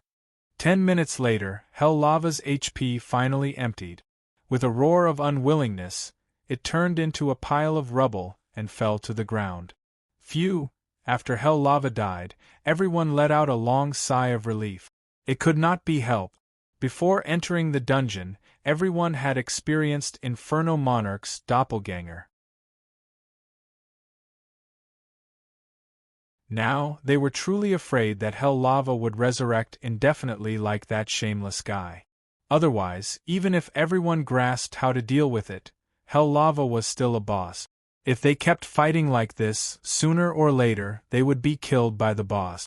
After a short rest, Death's left hand looked at Hell Lava not far away, then respectfully said to Wang Yu, "Nyogu, loot the equipment." In the hearts of players, a boss's corpse was like a girlfriend. Looting equipment was even more exciting than fighting a boss. Under normal circumstances, this kind of thing would be handed over to the most respected person in the team. Death's left hand did not even think about asking Wang Yu to loot the boss. It was clear that everyone in Underworld was now convinced of Wang Yu's abilities. "Are you sure you want to let Old Cow loot it?" Everyone from Quan Zhen asked in horror. Wang Yu's hand was once called the Devil's Hand. There were only things that people couldn't think of, but there was nothing that he couldn't touch. He was always able to loot strange items from bosses. The Quanjin sect had always kept a respectful distance from Wang Yu.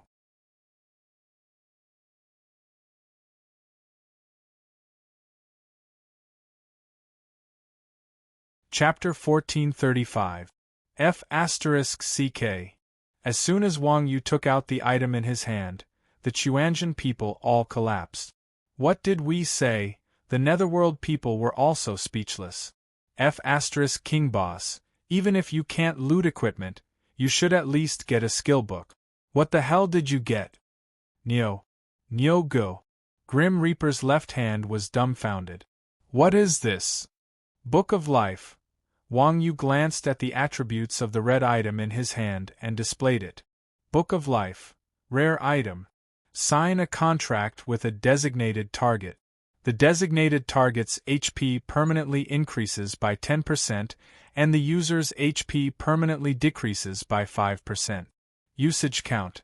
Unlimited class requirement. Universal. This is F***King. Seeing the attributes of the Book of Life, everyone was depressed. The Netherworld people were so regretful that they hit their heads against the wall. Grim Reaper's left hand even slapped himself. King hell, you're getting retribution for talking too much. What kind of trash did you get? Permanently increasing HP was indeed a good item for tanks, but sacrificing oneself to increase someone else's HP was very depressing. Everyone who played the game would try to get all the good stuff, afraid that it would fall into someone else's hands. Sacrificing oneself to help someone else was not suitable for gamers at all. As expected of me, Nyogu. Not only is my character good, but the items I loot also have a Virgin Mary halo. Who wants it? Asked Wang Yu after playing with it for a while. Who wants it? Asked Wang Yu after playing with it. Only a grandson wants it. Everyone retreated, afraid to take it. Meow, this thing had no use limit. With the shameless faces of the Chuanjian people, whoever got it would be begging someone to farm it. If every one of the 20 people here used it, it would be terrible. Seeing that no one wanted to be a grandson, Spring Xiang finally stood up and said, "Since no one wants it, I'll take it." Saying so, Spring Xiang took the Book of Life. Tsk tisk. Mingdu clicked his tongue and exclaimed, as expected of Brother Chun, "You're more virtuous than these bastards. Come, Brother Chun, give me a few hits." As he spoke, Mingdu narrowed his eyes, waiting for Chun Xiang to heal him. The others from Quanjun were also eager to give it a try, especially Yin Lao Er, whose eyes were filled with anticipation. Did you see that? This was Chuanjun. This group of grandsons really dared to take advantage of everything. F***ck off. Chun Xiang pushed Mingdu away and said, "Are these for you guys? Then who are you farming for?" Mingdu asked, puzzled. Chun Xiang smiled and summoned an evil spirit. He then used the Book of Life to attack the evil spirit. A red light flashed, and the HP bar above the evil spirit's head increased by 10%. F***ck. Upon seeing this, everyone from Quanjun immediately understood Chun Xiang's intentions. Chun Xiang was different from other warlocks. This kid had put all his points into mass, and his HP was comparable to a tank. Losing 5% of his HP did not affect him much. One had to know that Chun Xiang's evil spirits were all his own, especially Chun Xiang. They were all meat shields, and their self-destruction skills were their main damage output. An additional 10% of their HP was equivalent to an additional 10% of their self-destruction damage. Moreover, Chun Xiang had a skill called life sharing, which allowed him to link his HP with the HP of the summoned evil spirit. As long as one did not die, the other would not die either. Chun Xiang seemed to have sacrificed 5% of his HP to farm the Book of Life for his evil spirit, but he was actually farming for himself. Lu Sun once said, "There's always someone more despicable than you, and there's always someone more despicable than you." A trash item in Chun Xiang's hands turned into a divine weapon. What would the game designers think if they saw this? F***ck. Seeing Chun Xiang turn trash into treasure, everyone was envious. They shouted behind Wang Yu, "Old cow, give me something that a warrior can use. Give me something that a mage can use. Something that an archer can use. Give me a shot." Wang Yu's hand was so obedient. Under everyone's nagging, he fished out a skill book. "Hey!" Seeing the skill book's attributes, Wang Yu laughed. "Now it's as you wish." As he spoke, Wang Yu displayed the skill book's attribute. Fallen Skyfall, rare skill book. Learn the rare skill Fallen Skyfall after using it. Class requirement: Universal, F***CK. You can even loot something like this? Everyone was convinced by Wang Yu's luck. His luck was definitely not bad, but it was not amazing either. Anyway, he could loot all kinds of strange things, and they were guaranteed to be rare. It was just that whether or not he could use it depended on his luck. Obviously, this time, Wang Yu's face was not too black. He actually looted a skill book that everyone could use. Everyone had seen Falling Angel's skill before. Although the hell lava hadn't hit anyone, the skill's special effect was extremely arrogant. Jumping up and smashing a player was truly a pain in the ass. Most importantly, this was not only an attack skill, but also a movement skill. It did not matter if the hit rate was low, the key was that if he could not beat the opponent, he could still use it to escape. This was very superficial. "Who wants this?" Wang Yu waved the skill book and asked. As a grandmaster of combat, Wang Yu walked the path of agility, so he did not lack movement skills. Even if he could not beat the opponent, he could still fly. No matter what, it was more convenient than using Fallen Angel to move. Moreover, Fallen Angel was a strength-type skill. The skill prerequisites and the stun time were too long, so Wang Yu did not want it at all. "I want it! I want it! I want it!" Seeing that Wang Yu did not want it, everyone raised their hands. It was a movement skill that could attack. One more movement meant one more life. This was something that all hardcore players understood, so they naturally would not let go of this skill. "Oh, here you go." Wang Yu looked around and casually threw the skill book to Death's left hand. Although everyone was disappointed that the skill book fell into Death's left hand's hands, no one objected. After all, when fighting the boss, other than Wang Yu, Death's left hand and Rakshasa were the main damage dealers. It was reasonable that Wang Yu did not throw this skill book to Death's left hand. In any case, Rakshasa would not fight with Death's left hand. Moreover, everyone had seen how pathetic the Death God's left hand was when he tried to escape. If it weren't for Wang Yu, he would have been the only player killed by the hell lava. As a professional player, it was fine if he was poor, but if he did not even have a movement skill, it would be a pity. No one could bear to object to giving this skill to him.